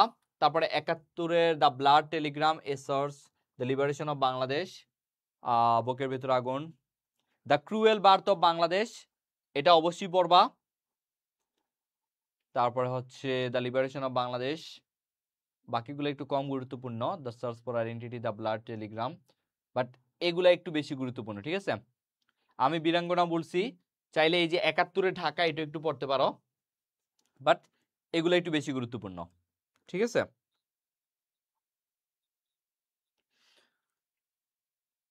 ওকে, ৭১-এর Dhaka, the cruel birth of Bangladesh, সবাই একটু দাগায় ফেলো। আচ্ছা, ওকে, সো আমরা প্রায় মুক্তিযুদ্ধের একদম কিন্তু শেষ দিকে। এইবার দেখো পূর্ণদৈর্ঘ্য চলচ্চিত্র, এবার আছে চলচ্চিত্র, এখানে কি কি দেখাবা? এখানে সবার প্রথম দেখাবা জীবন থেকে নেওয়া, Zahir Raihan, let there be light, Zahir Raihan, ওরা 11 জন, চাষী নজরুল ইসলাম, আবার তোরা মানুষ, এটাও আসে, ধীরে বহ মেঘনা, এগুলা সবগুলোই আমার কাছে মনে হচ্ছে গুরুত্বপূর্ণ। সংগ্রাম, আগুনের পরশমণি, হাঙর নদী গ্রেনেড, মানে সবগুলা মুভি উপন্যাস টুপন্যাস থেকে এগুলা বানানো হয়েছে। কিন্তু পরিচালকগুলাকে, পরিচালক বেশিরভাগ আসলে এখানে আসে জহির রায়হান, জহির রায়হান তো এই দুইটা মনে রাখবা, চাষী নজরুল ইসলাম একটা আসে, তারপরে আলমগীর কবির ধীরবহ মেঘনা, এটাও ঢাকা ইউনিভার্সিটি সহ বাকি জায়গায় আসছে। চাষী নজরুল ইসলাম, জহির রায়হান, আলমগীর কবির, এদেরগুলা বেশি আসে, ঠিক আছে? এদেরগুলা বেশি আসে। দেখাও একটু, একটু স্ক্রিনশট নাও।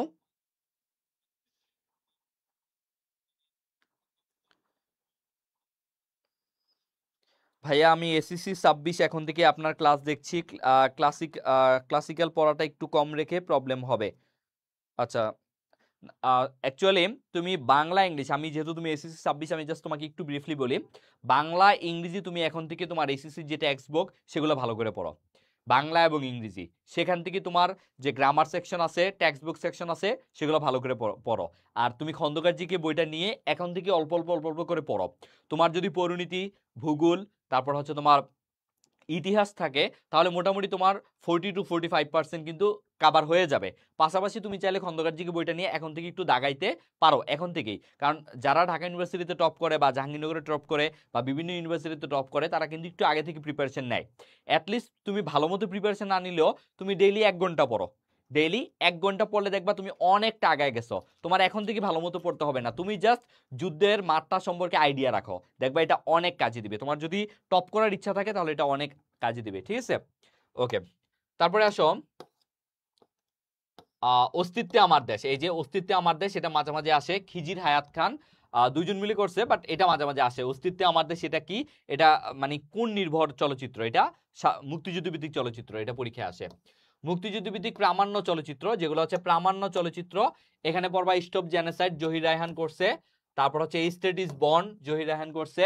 তারপরে হচ্ছে মুক্তির কথা, মুক্তির গান, বাকিগুলা অত গুরুত্বপূর্ণ না। এই দুইটাই বেশি পরীক্ষায়, আচ্ছা সরি, লিবারেশন ফাইটার, সেটাও আসে ভালোই, আলমগীর কবির। এই তিনটা হচ্ছে প্রামাণ্য চলচ্চিত্র বা ডকু ড্রামা, ডকু ড্রামা এগুলো আসে। এখানকার পরীক্ষায় কিভাবে অংশগ্রহণ করব? এখানকার পরীক্ষাগুলো হচ্ছে তুমি আমাদের পেজে নক দিও, পেজে নক দিলে তারা একটা বলবে, আমি অনেকে এছাড়া একটা বিস্তারিত ভিডিও দেওয়ার আমি ট্রাই করব, ঠিক আছে? একটা ভিডিও আমি দেওয়ার ট্রাই করব। ওকে, তারপরে আসো মুক্তিযুদ্ধবিধি স্বল্পদৈর্ঘ্য চলচ্চিত্র, এগুলো আমি দেখাইছি। এগুলা এই যে ৭১-এর যিশু, এটা আসে, ৭১-এর যিশুটা আসে, যে এটা আসলে কি কি নিয়ে। ৭১-এর যিশু এটা হচ্ছে মুক্তিযুদ্ধ ভিত্তিক চলচ্চিত্র, পরীক্ষা অলরেডি আমি দেখাই দিছি। ৭১-এর যিশু, নদীর নাম মধুমতি, এটাও দেখাইছি। তারপরে দুরন্ত একজন মুক্তিযোদ্ধা হুলিয়া, এই দুইটাই বেশি আসে, ৭১-এর যিশু, নদীর নাম মধুমতি, ঠিক আছে? এই দুইটাই বেশি আসে।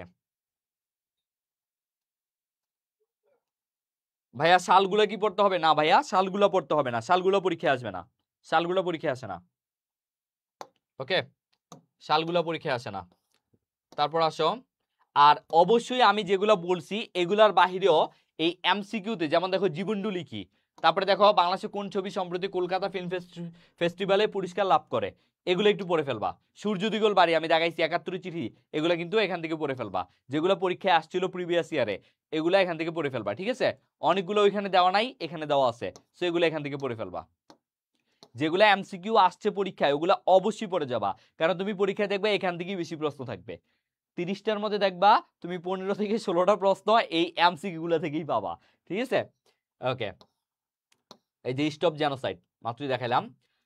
স্থাপত্য ভাস্কর্য এগুলো আসে, বিশেষ করে যারা ঢাকা ইউনিভার্সিটিতে পরীক্ষা দিবা তারা হচ্ছে ঢাকা ইউনিভার্সিটিটা গুলা বেশি, ঢাকা ইউনিভার্সিটির আশেপাশে বা ঢাকার মধ্যে যেগুলা সেগুলো আসে, যেমন জাগ্রত চৌরঙ্গি সবার প্রথম এই ভাস্কর্যটা হয়েছে কোথায়? জয়দেবপুরি চৌরাস্তা, গাজীপুর। মানে মুক্তিযুদ্ধ নিয়ে সবার প্রথম জাগ্রত চৌরঙ্গি, সবার প্রথম এই ভাস্কর্যটা হয়েছে, এটা গাজীপুরে জয়দেবপুরে, এই জন্য এটা পরীক্ষায় বেশি আসে। জাতীয় স্মৃতিসৌধ কোথায়?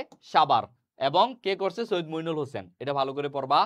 তারপরে অপরাজেয় বাংলা ঢাকা বিশ্ববিদ্যালয় আব্দুল্লাহ, এটা ভালো করে পড়বা।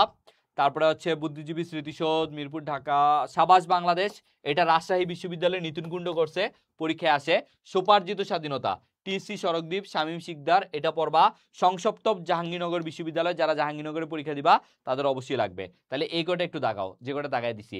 জাগ্রত চৌরঙ্গি সবার প্রথম মুক্তিযুদ্ধ ভিত্তিক ভাস্কর্য, জাতীয় স্মৃতিসৌধ, অপরাজেয় বাংলা, সাবাস বাংলাদেশ রাজশাহী বিশ্ববিদ্যালয়, স্বোপার্জিত স্বাধীনতা হচ্ছে ঢাকা বিশ্ববিদ্যালয়, সংসপ্তক হচ্ছে জাহাঙ্গীরনগর বিশ্ববিদ্যালয়। এই কয়টা বেশি আসে পরীক্ষায়, ঠিক আছে?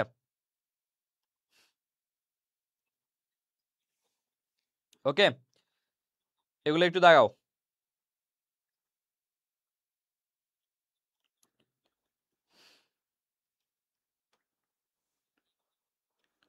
ডান, দাগায় একটু ডান লিখো, ডান লিখো।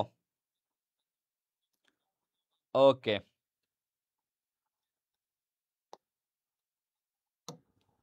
এবার আসো,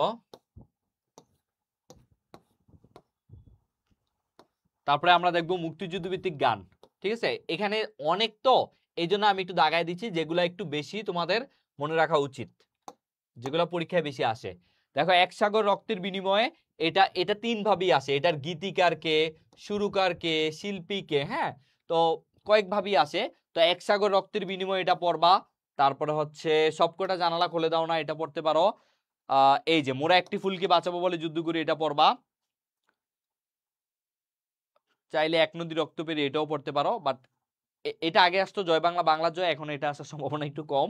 তো এক সাগর রক্তের বিনিময়ে সবকটা জানলা খুলে দাও না, মোরা একটা ফুলকে বাঁচাও বলে যুদ্ধ করি, এগুলো একটু বেশি গুরুত্বপূর্ণ এখানে, ঠিক আছে? ওকে,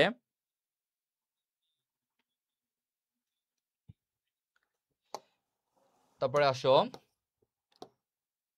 একতারাতি দেশের কথা, এই পদ্মায় মেঘনা, এই যে আমার খুব ফেভারিট একটা গান, এই পদ্মায় মেঘনা এই যমুনা সুরমা নদীর তটে, এটা পড়বা।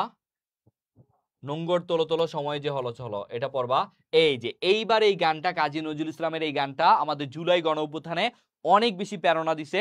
এই যে দুর্গমগিরি কান্তার, এটা এটা কাজী নজরুল ইসলামের, সো এটা একটু পড়বা, এটা আসতে পারে। দুর্গমগিরি কান্তার, কাজী নজরুল ইসলাম, এটা একটু গুরুত্বপূর্ণ, ঠিক আছে?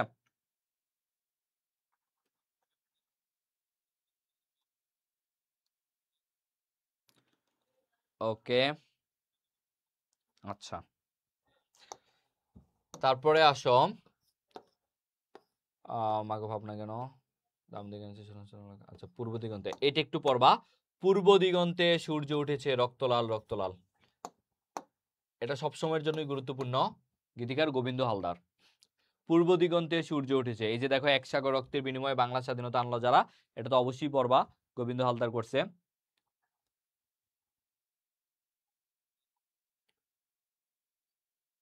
ওকে, তারপরে আসো, মুক্তিযুদ্ধ সম্মাননা,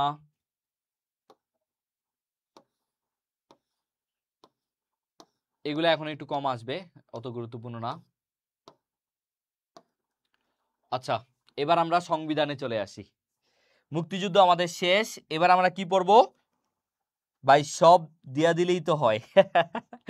আচ্ছা, সব দিয়া দিলেও তখন বলতো যে ভাই সব দিয়া দিছেন, এখন কিছু দাগায় দিছি তাও বলো যে ভাই সব দিয়া দিলেই তো পারেন। মানে বাঙালিকে কোনোভাবেই খুশি করানো যাবে না। আমি যদি এখন বলতাম ভাই সব পড়ে নিও, তখন কি করতা? এখন আমি কয়েকটা দাগায় দিছি তাও এই কথা। আচ্ছা, বাঙালিকে আসলে কোনোভাবে খুশি করানো যায় না। ওকে, তারপরে দেখো বাংলাদেশের সংবিধান। এখন আসো সংবিধান, খুব খুব গুরুত্বপূর্ণ। এইবার এই যে সংবিধান দিবসটা আগে ছিল 4 নভেম্বর, এটা কিন্তু অলরেডি বাতিল করা হয়েছে।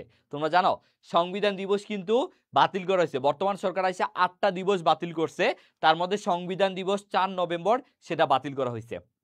সংবিধান থেকে এইবার কিছু কোশ্চেন গেস করা যায় যে কোনগুলা পরীক্ষায় আসার মতো, সেটা কি জানো তোমরা?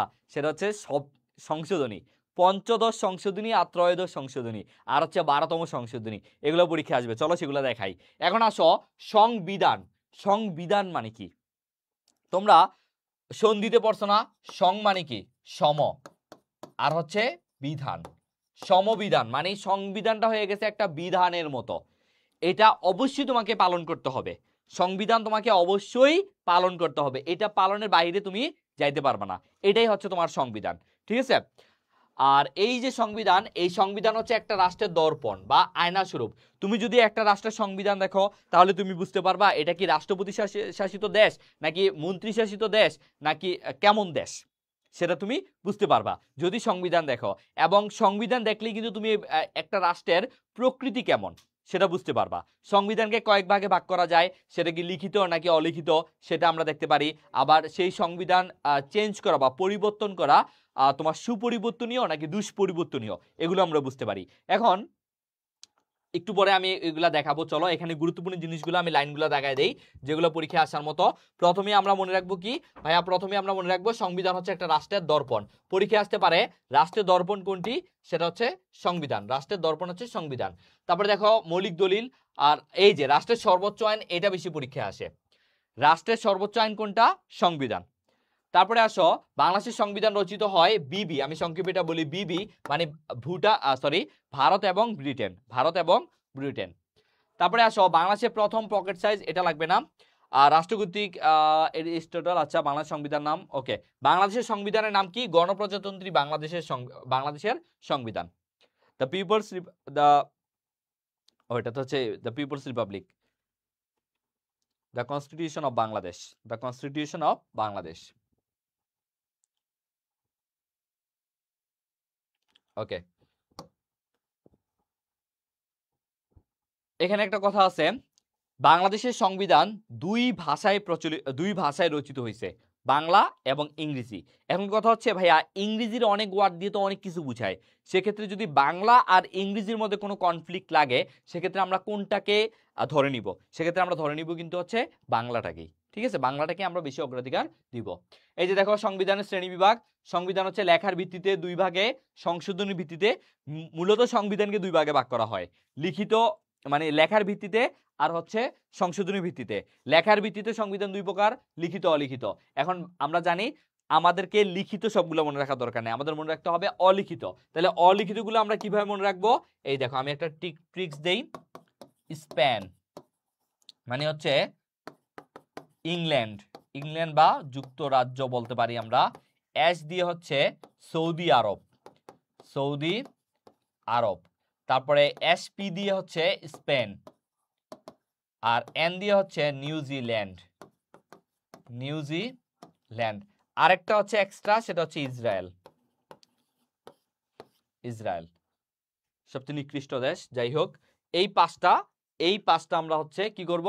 এই পাঁচটা হচ্ছে অলিখিত। এই যেখানে দেখতে পাচ্ছ এই পাঁচটা হচ্ছে অলিখিত। এই পাঁচটা অলিখিত যদি আমরা মনে রাখতে পারি তাহলে তো বাকিগুলো আমাদের মনে রাখা লাগতেছে না, বাকিগুলো লিখিত। পরীক্ষা আসতে পারে নিচের কোনটি অলিখিত, নিচের কোন দেশের সংবিধান অলিখিত। সংবিধান যে নাই ব্যাপারটা কিন্তু এমন না। যেমন দেখো এই যে ইংল্যান্ডের সংবিধান আছে, বাট সেটা প্রথা নির্ভর, সেটা প্রথা নির্ভর। তারপরে দেখো সৌদি আরব, তাদেরও সংবিধান আছে কিন্তু সেটা কোরআন হাদিস অনুযায়ী চলে, ঠিক আছে? এই জন্য এগুলো হচ্ছে তোমার অলিখিত সংবিধান, মানে নতুন করে আর আলাদা করে সংবিধান লিখা হয় নাই, তাদের নির্দিষ্ট যেগুলো আছে সেগুলো অলিখিত। আর এই অলিখিত বাদ দিয়ে যেগুলো সেগুলো হচ্ছে লিখিত। তাহলে বাংলাদেশ কোনটা? বাংলাদেশ হচ্ছে লিখিত সংবিধান। তারপরে সুপরিবর্তনীয়, দুষ্পরিবর্তনীয়। সুপরিবর্তনীয় মানে কি, যেটা ইজিলি পরিবর্তন করা যায় সেটা সুপরিবর্তনীয়। আর দুষ্পরিবর্তনীয় মানে কি, যেটা ইজিলি পরিবর্তন করা যায় না। তাহলে বাংলাদেশ কোনটা?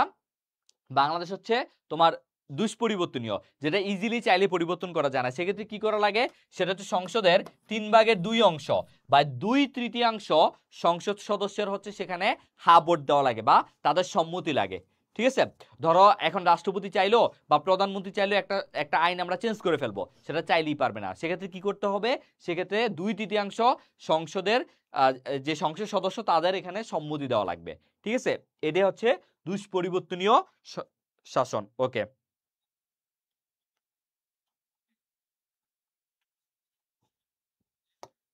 ওকে, তারপর আসো সংবিধান আক্রান্ত সংবিধান সংক্রান্ত কিছু তথ্য মনে রাখবা। বিশ্বের সবচেয়ে বড় সংবিধান হচ্ছে ভারতের। কিভাবে মনে রাখবা, বিশ্বের সবচেয়ে বড় জনসংখ্যা কোন দেশের?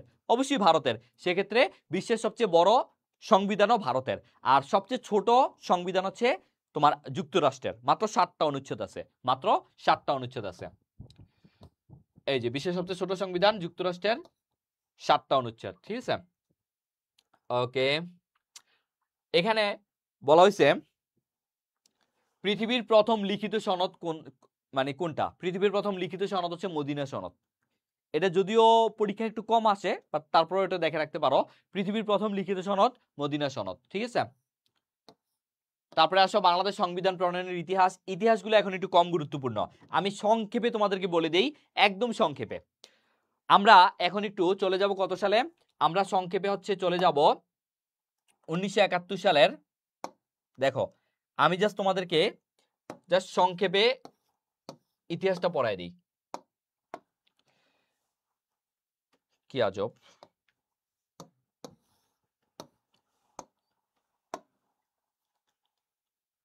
ওকে, দেখতে পাচ্ছ এটা হচ্ছে 1972 সালের ডেটগুলা। 1972 সালের কত? 8 জানুয়ারি। 1972 সালের 8 জানুয়ারি কি হয়েছে? 1972 সালের 8 জানুয়ারি শেখ মুজিবুর রহমানকে কি করলো, পাকিস্তানের যেই মিয়ানওয়ালির কারাগার করাচির সেখান থেকে ছাড়লো। সেখান থেকে ছাড়ার পর তিনি কি করলো, তিনি হচ্ছে লন্ডন থেকে দিল্লি থেকে বাংলাদেশে আসলো। কয় তারিখ আসলো?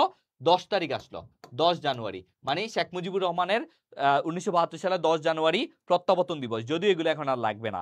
10 জানুয়ারি দেশে এসেই তার পরদিনই তিনি 11 জানুয়ারি, মনে রাখবা 11 জানুয়ারি কি করলো, 11 জানুয়ারি হচ্ছে তিনি অস্থায়ী সংবিধানাদি জারি করছে। অস্থায়ী সংবিধানাদি জারি করছে। আমি কেন এগুলো বলতেছি, যাতে ধাপে ধাপে তোমার মনে থাকে। অস্থায়ী সংবিধানাদি জারি, তার আগে কিন্তু বাংলাদেশে কোনো সংবিধান ছিল না, কারণ বাংলাদেশ একটা নতুন সদ্য একটা স্বাধীন দেশ, তো বাংলাদেশের কোনো সংবিধান নাই। মূল সংবিধান তৈরির আগ পর্যন্ত একটা অস্থায়ী সংবিধান জারি করা যায়। ঠিক আছে, তো এই সংবিধানে মনে করো যে রাষ্ট্রপতি যেভাবে বলবে সেভাবেই চলবে। তো যেহেতু বাংলাদেশ যখন ওই যে 1971 সালে 10 এপ্রিলে একটা অস্থায়ী সরকার গঠন করছে, সেটা কি ছিল? সেটা ছিল রাষ্ট্রপতি শাসিত দেশ। সেখানে রাষ্ট্রপতি কে ছিল? শেখ মুজিবুর রহমান। প্রধানমন্ত্রী কে ছিল? তাজউদ্দিন আহমেদ। তো এই 1972 সালে 11 জানুয়ারি যে অস্থায়ী সংবিধান আদেশ জারি করা হয়, অস্থায়ী সংবিধান আদেশ, মনে রাখবা অস্থায়ী সংবিধান আদেশ জারি, এটা কে দিছে? ভাই শেখ মুজিব। এটা মনে রাখবা, শেখ মুজিব দিছে। শেখ মুজিব যে 1971 সালে অস্থায়ী সংবিধান জারি করছে, সেটার মাধ্যমে দেশ হয়ে গেছে মন্ত্রী শাসিত দেশ, অর্থাৎ তিনি নিজে প্রধানমন্ত্রী হয়ে গেছেন। আর রাষ্ট্রপতি দিয়ে দিয়েছেন আবু সাইদ চৌধুরীকে। রাষ্ট্রপতি কাকে দিয়েছেন? আবু সাইদ চৌধুরীকে। তারপর 23শে মার্চ কি করলো?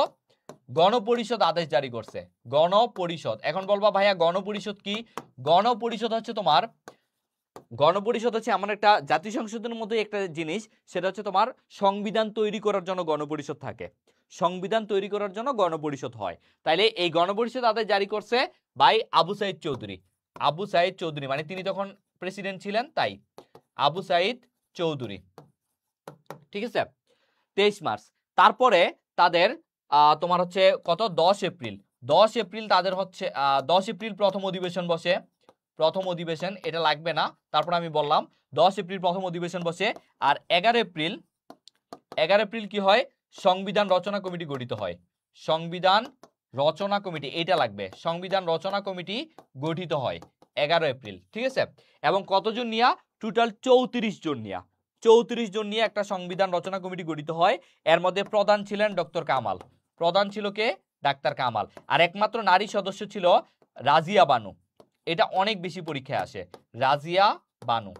এগুলো আছে, এগুলো লেখা আছে সব, আমি একটু পরে দেখাবো। আগে তোমাদেরকে আমি একটা সামারি দিচ্ছি যাতে পরবর্তীতে এগুলো দেখলে ইজিলি তোমরা মনে রাখতে পারো, ঠিক আছে? ওকে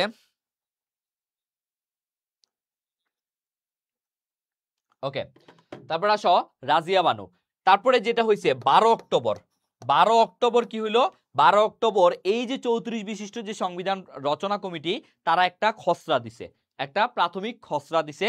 এবং সেই খসড়া প্রথম হচ্ছে কি দিছে? প্রথম খসড়া। প্রথম খসড়া, খসড়া কি? খসড়া তো তোমরা বুঝো তাই না? যেমন তোমাদের বাবা যখন হচ্ছে বাজারে যায়, তখন তোমার মা কি করে? একটা একটা চোতা ধরায় দেয়, যেটাতে লেখা থাকে যে চাল কত কেজি, ডাল কত কেজি, আলু কত কেজি। কিন্তু মূল কোনটা? মূল হচ্ছে তোমার বাবা যেটাই আনে। মনে করো আজকে টমেটোর দাম কম, তোমার বাবা টমেটো বেশি নিয়ে আসছে, তাইলে মেন কোনটা? মেন হচ্ছে তোমার বাবা যেটা নিয়ে আসছে। আবার মনে করো তোমরা এমন অনেকে আসো না যে কাউকে পছন্দ করো, কোনো মেয়ে বা ছেলেকে, তখন কি করো? তাকে একটা চিরকুট লিবা। এখন তো আর এগুলোর সময় নেই, এখন তো ফেসবুক মেসেঞ্জার সব চলে আসছে, ইজিলি অনলাইনে লেখা দাও। বাট আগে তো একটা সময় এমন ছিল না।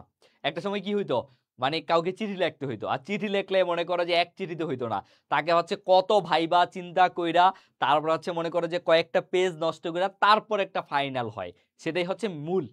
আর তার আগে যেগুলো লেখা হয় সেগুলো হচ্ছে খসড়া, ঠিক আছে? এটাই হচ্ছে খসড়া। তো এই 12 অক্টোবর প্রথম খসড়া সংবিধান সংসদে প্রণয়ন করা হয়, এবং 4 নভেম্বর সেটা কি করা হয়? 4 নভেম্বর সেটা গৃহীত হয়। এই জন্য এই 4 নভেম্বরকে তোমার হচ্ছে সংবিধান দিবস বলা হয়। কিন্তু 16 ডিসেম্বর বাংলাদেশের প্রথম সংবিধান কি করা হয়? কার্যকর করা হয়। সংবিধান কার্যকর করা হয় কবে? 16 ডিসেম্বর। গৃহীত হয়েছে 4 নভেম্বর, এই জন্য 4 নভেম্বরকে সংবিধান দিবস বলা হয়।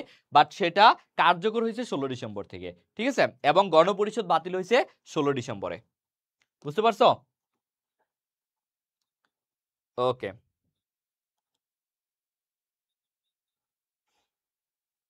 হ্যাঁ, এখন তো অবশ্যই এসবের সময় নাই। এখন যারা এইসব করবা তারা কিন্তু ভার্সিটি মানে চান্স না পাইলে তখন বুঝবা। সো এখন কিন্তু এসবের সময় নাই। ওকে, এইসব ভুলেও করবা না। দেখো এই যে আমি যেগুলো বললাম এগুলো এখানে বলা আছে। সো এখন আসলে এইসব জিনিস একটু কম গুরুত্বপূর্ণ, এই জন্য আমি ইন ডিটেলস বলে ফেললাম। এখন বলবা ভাইয়া গণপরিষদ কি? সহজ কথা বললে ভাইয়া গণপরিষদ হচ্ছে জাতীয় সংসদের মতোই একটা জায়গা, সেখানে হচ্ছে তোমার সংবিধান রচনা করা হয় সেটার মাধ্যমে, ঠিক আছে? তাদের কথা অনুযায়ী সংবিধান, তারা যেভাবে একটা সদ্য স্বাধীন দেশে গণপরিষদ গঠিত হয়। যেমন তোমার 1971 সালে যে আমাদের যে ইয়েটা হয়েছে, টোটাল তোমার কি হয়, টোটাল একটা নির্বাচন হয় না 1970 সালে যে নির্বাচন, সেখানে কতজন ছিল? সেখানে ছিল হচ্ছে তোমার 469 জন। সেখানে নির্বাচিত হয়েছে কয়জন? 469 জন নির্বাচিত হয়। দেখো 469 জন। তার মধ্যে মুক্তিযুদ্ধের সময় 66 জন, কেউ কেউ পাকিস্তানে চলে গেছে, কেউ কেউ মারা গেছে, কেউ কেউ যুদ্ধে অংশগ্রহণ করছে, কেউ কেউ ব্যবসা শুরু করছে, বিভিন্ন কারণে 66 জন মাইনাস হয়ে গেছে, বাকি ছিল কয়জন? 403 জন।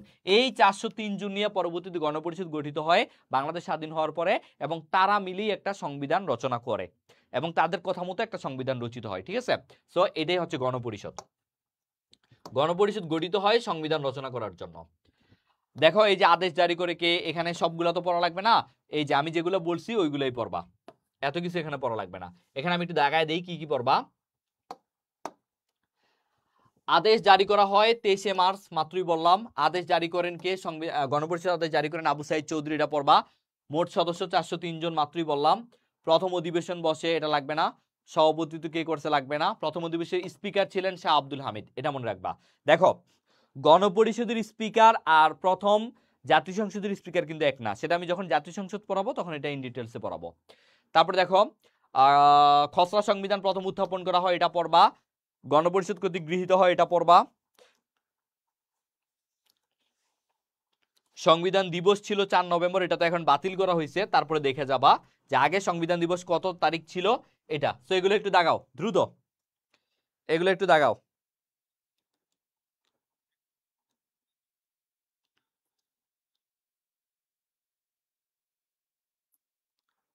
হ্যাঁ, এগুলা তো তোমার ওই পৌরনীতি ইতিহাস, আমি একটু আগে কি বললাম যে তোমরা যে পৌরনীতি ইতিহাস পড়ছো না, ওইগুলো ওইখান থেকে এখানে আসছে, ঠিক আছে? ওকে, ভাইয়া আর্টিকেল গুলো ভালো মার্ক করে দেন, এই যে একটু পরে দাগায় দিব, আর্টিকেল গুলো দাগায় দিব। আজকের ক্লাসটা একটু বড় হবে, বাট ক্লাসে থাকলে অনেক কিছু পাবা। ওকে, সো আশা করি দাগাইছো তোমরা। তারপরে আসো, এখানে সংবিধানে অনেক কিছু বুঝার আছে। এই যে দেখো সংবিধান রচনা কমিটি, এখানে কি কি পড়বা? এখানে পড়বা গঠন করা হয় কবে, এটা পড়বা। 11 এপ্রিল বলছিলাম। মোট সদস্য 34 জন, একমাত্র মহিলা সদস্য। আওয়ামী লীগের সদস্য লাগবে না, বিরোধী দলের সদস্য লাগবে না, আর কি কি হয়েছে লাগবে না। এই তিনটা দাগাও দ্রুত দ্রুত, এখন শুধু দাগাবা, দ্রুত দাগাও। ওকে, দ্রুত দাগাও। ওকে, ডান ডান ডান, দাগায় ডান লিখবা, ঠিক আছে? ওকে,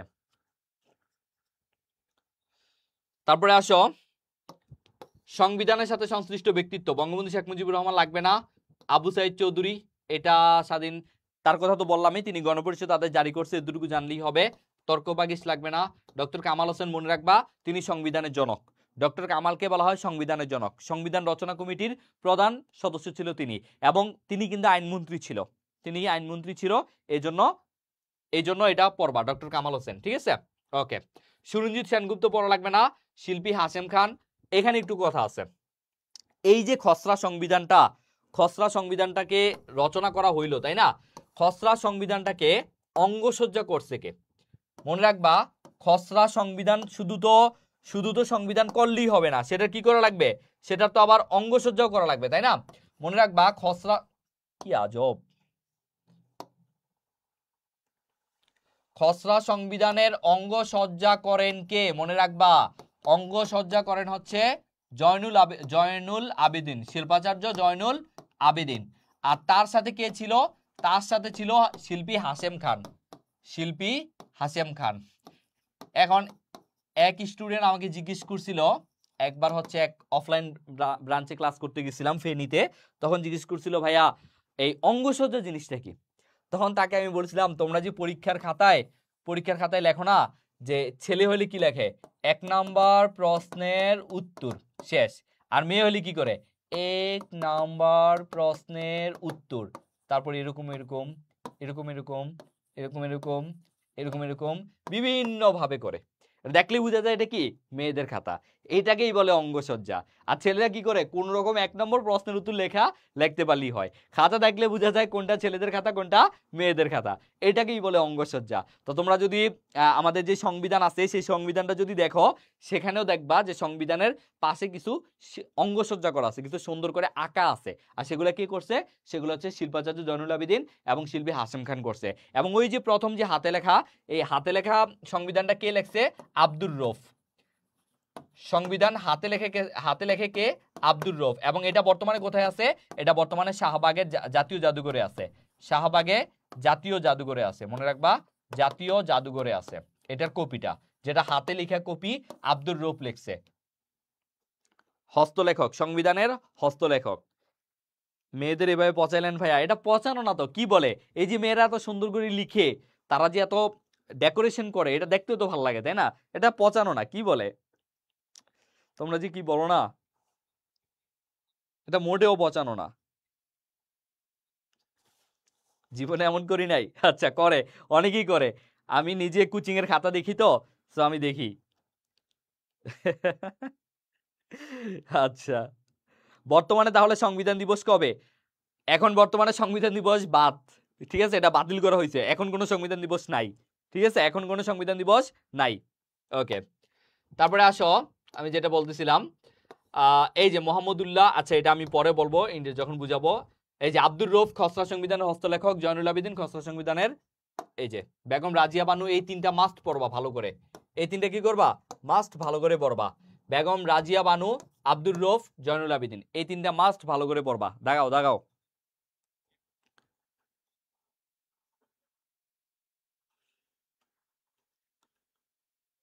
ওকে, দাগাইছো?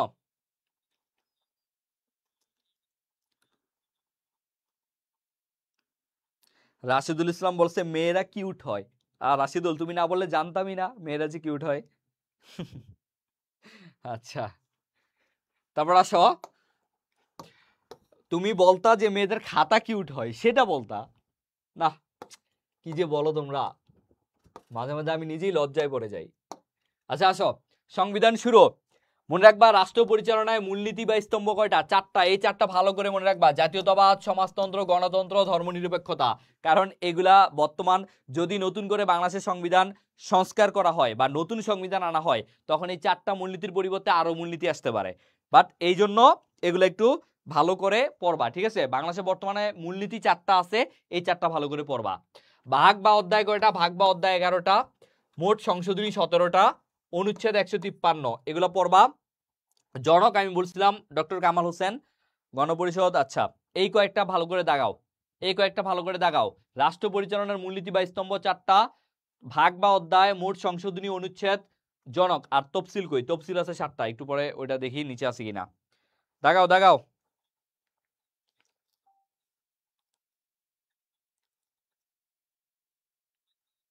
ওকে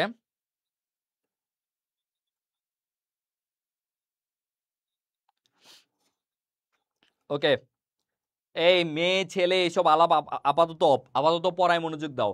সংবিধান পড়তেছি, মনে হচ্ছে যে আমি উইমেন স্টাডিজ বা এইসব পড়তেছি। ওকে ওকে ওকে, ডান ডান। তারপরে আসো, একটু তাড়াতাড়ি দেখাইতে হবে, ঠিক আছে? আচ্ছা, এই যে সবচেয়ে গুরুত্বপূর্ণ একটা, সংবিধানের অভিভাবক বা ব্যাখ্যাকারক কে? Supreme court. খুব ভালো করে দাগাও, এই প্রশ্নটা মাস্ট আসবে, মাস্ট। সংবিধানের অভিভাবক বা ব্যাখ্যাকারক সুপ্রিম কোর্ট। কেন ভাই? আমি একটু ব্যাখ্যা করি। সংবিধান তৈরি করে কে? এই আমার কথা মনোযোগ দিয়ে শোনো, সবকিছু বাদ, শুধু আমার দিকে তাকাও। যদিও আমার চেহারা খারাপ, বাট একটু তাকাও, ঠিক আছে? সংবিধান তৈরি করে কে ভাই? একটু মনোযোগ দিয়ে ভাবো তো, সংবিধান আসলে কে তৈরি করছে? সংবিধানটা তৈরি করছে বাংলাদেশের গণপরিষদ, ধরলাম জাতীয় সংসদ। সংবিধানটা তৈরি করার পর সংবিধানের নতুন আইন যদি অ্যাড করার আগে, কোনো আইন বাতিল করার আগে, কোনো আইন মনে করো যে হচ্ছে নতুন করে অ্যাড বা সংযোজন বিয়োজন বা যাই করা লাগে, সেটা আসলে কারা করে? সেটা করে কিন্তু আমাদের আইন বিভাগ বা জাতীয় সংসদ। কিন্তু সেই আইন অনুযায়ী বিচার করে কারা? অবশ্যই আমাদের বিচার বিভাগ, তাই না? আদালত, আদালত কি? বিচার বিভাগ। এই জন্য অভিভাবক, সংবিধানের অভিভাবক বা ব্যাখ্যাকারককে সুপ্রিম কোর্ট। এটা মনে রাখবা, সংবিধানের অভিভাবক বা ব্যাখ্যাকারককে সুপ্রিম কোর্ট। এবং সংবিধানের রক্ষক, সবচেয়ে বড় কথা হচ্ছে সংবিধানের রক্ষককে, সংবিধানের রক্ষক কিন্তু সুপ্রিম কোর্ট। বুঝতে পারছো? সংবিধানের রক্ষককে সুপ্রিম কোর্ট।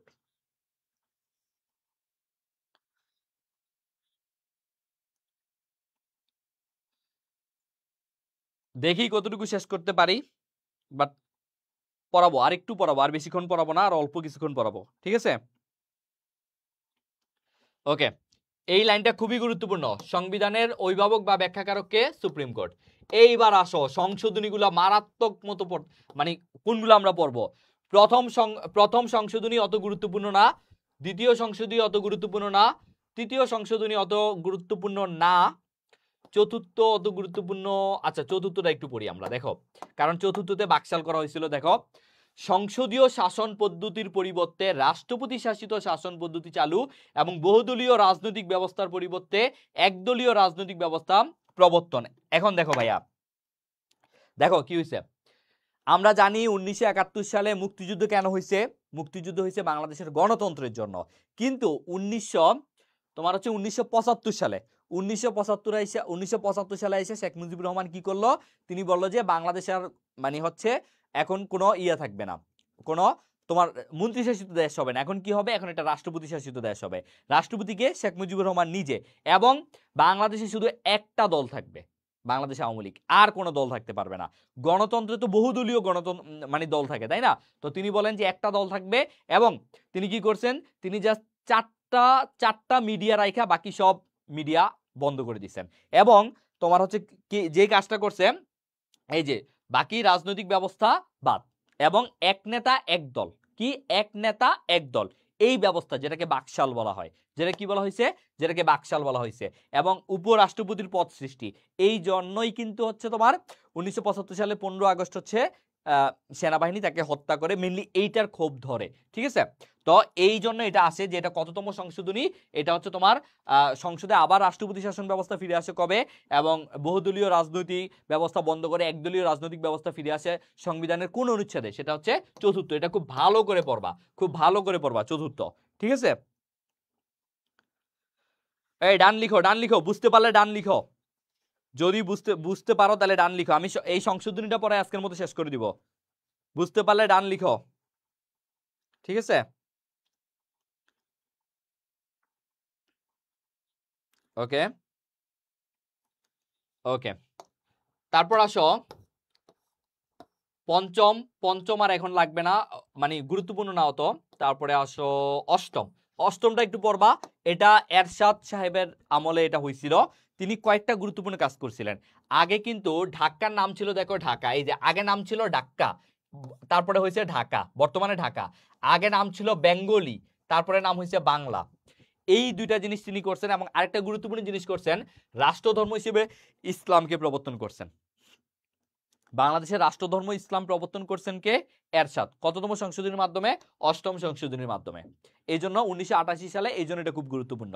এবং হাইকোর্টের যে বেঞ্চগুলো আগে শুধু ঢাকায় ছিল, পরবর্তীতে 6টা জায়গায় হচ্ছে সেগুলোকে বিকেন্দ্রীকরণ করছে, এই জন্য এটা গুরুত্বপূর্ণ। অষ্টমটা ভালো করে পড়বা, ঠিক আছে? তাহলে অষ্টম ভালো করে পড়বা।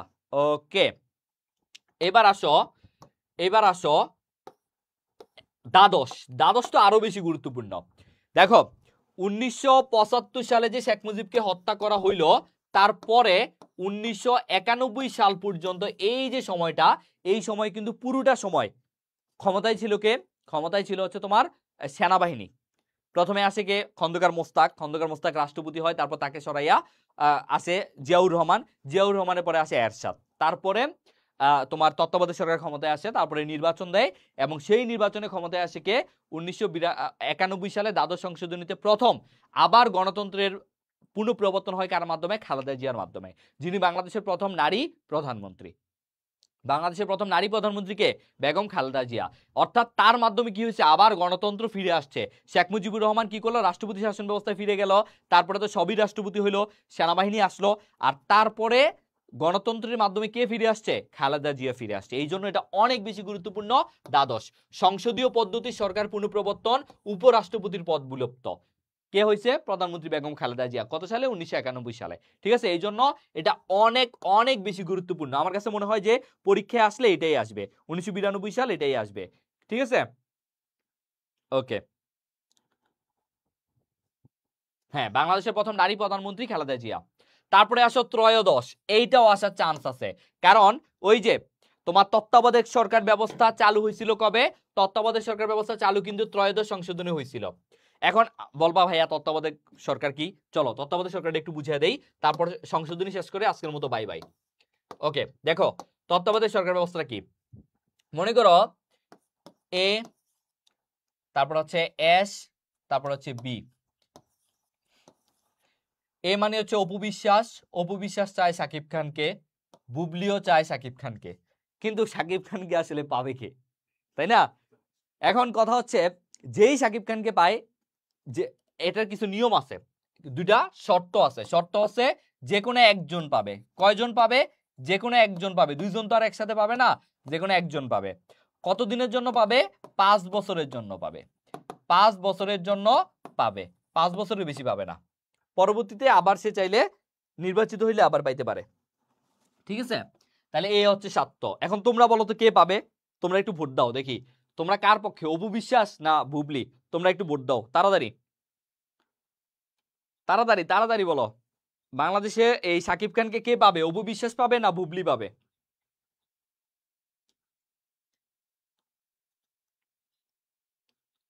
নাইম হোসেন মিটুল বলতেছে সব চাই আমি, মানে সে একাই সব নিয়ে নিতে চায়। বাবা, কে পাবে দেখি বলো। অপু বিশ্বাস পাবে না বুবলি পাবে? আমরা একটা নির্বাচন করে ফেলি। সাকিব হোসেন বলছে অপু, স্বর্ণাও বলছে অপু। আচ্ছা হ্যাঁ, সুহাসিনী, আচ্ছা আমাদের তো কেউ চায় না। হাসিব, আস, আচ্ছা আমাদের কেউ চাক আর না চাক, আমরা ঢাবিকে চাই, মানে আমরা পাবলিক বিশ্ববিদ্যালয় চাই। ঠিক আছে, ফাতিমা ইসলাম ইবা বলছে আমি নিরপেক্ষ না। ভোটে, গণতন্ত্রে তোমাকে নিরপেক্ষ থাকা যাবে না, যে কোনো একপক্ষী হইতে হবে। সবাই অপু, আয় হায় সবাই অপুরই চায়। আচ্ছা, সবাই কি চায়? অপু। সবাই বলতেছে অপু, কেউ বুবলির পক্ষে না। আচ্ছা, এই যে তোমরা সবাই অপুরি ভোট দিলাম, এখন মনে করো অপু বিশ্বাস পাবে না বুবলি পাবে, এটা তো একটা নির্বাচন করা লাগবে। এই নির্বাচনের দায়িত্বটা মনে করো আমাকে দেওয়া হয়েছে। কাকে দেওয়া হয়েছে? তোমাদের জুবাইর ভাইকে দেওয়া হয়েছে, তোমাদের ইজাজ ভাইয়াকে দেওয়া হয়েছে, তোমাদের কাব্য ভাইয়াকে দেওয়া হয়েছে। এই তিনজনকে দায়িত্বটা দেওয়া হয়েছে। এখন আমরা এই দায়িত্বটা নিয়ে আমরা কি করলাম, আমরা মনে করো যে ভোট নিলাম। ভোটকে তোমরাই আমাদের ভোটার, তোমরা ভোট দিলা যে অপু বিশ্বাস 90% ভোট পাইয়া জয় হয়েছে। এখন আমরা কি করব, আমরা অপু বিশ্বাসের হাতে সাকিব খানকে তুলে দিব। কতদিনের জন্য? 5 বছরের জন্য। 5 বছর পর আমরা আবার আসবো ক্ষমতায়, আমরা এসে আবার 3 মাসের মধ্যে একটা নির্বাচন করব, তারপরে আবার অপু বিশ্বাস বা বুবলি কে পাবে সেটা আবার ডিসাইড করব। ঠিক আছে? তো এই হচ্ছে আসল কথা।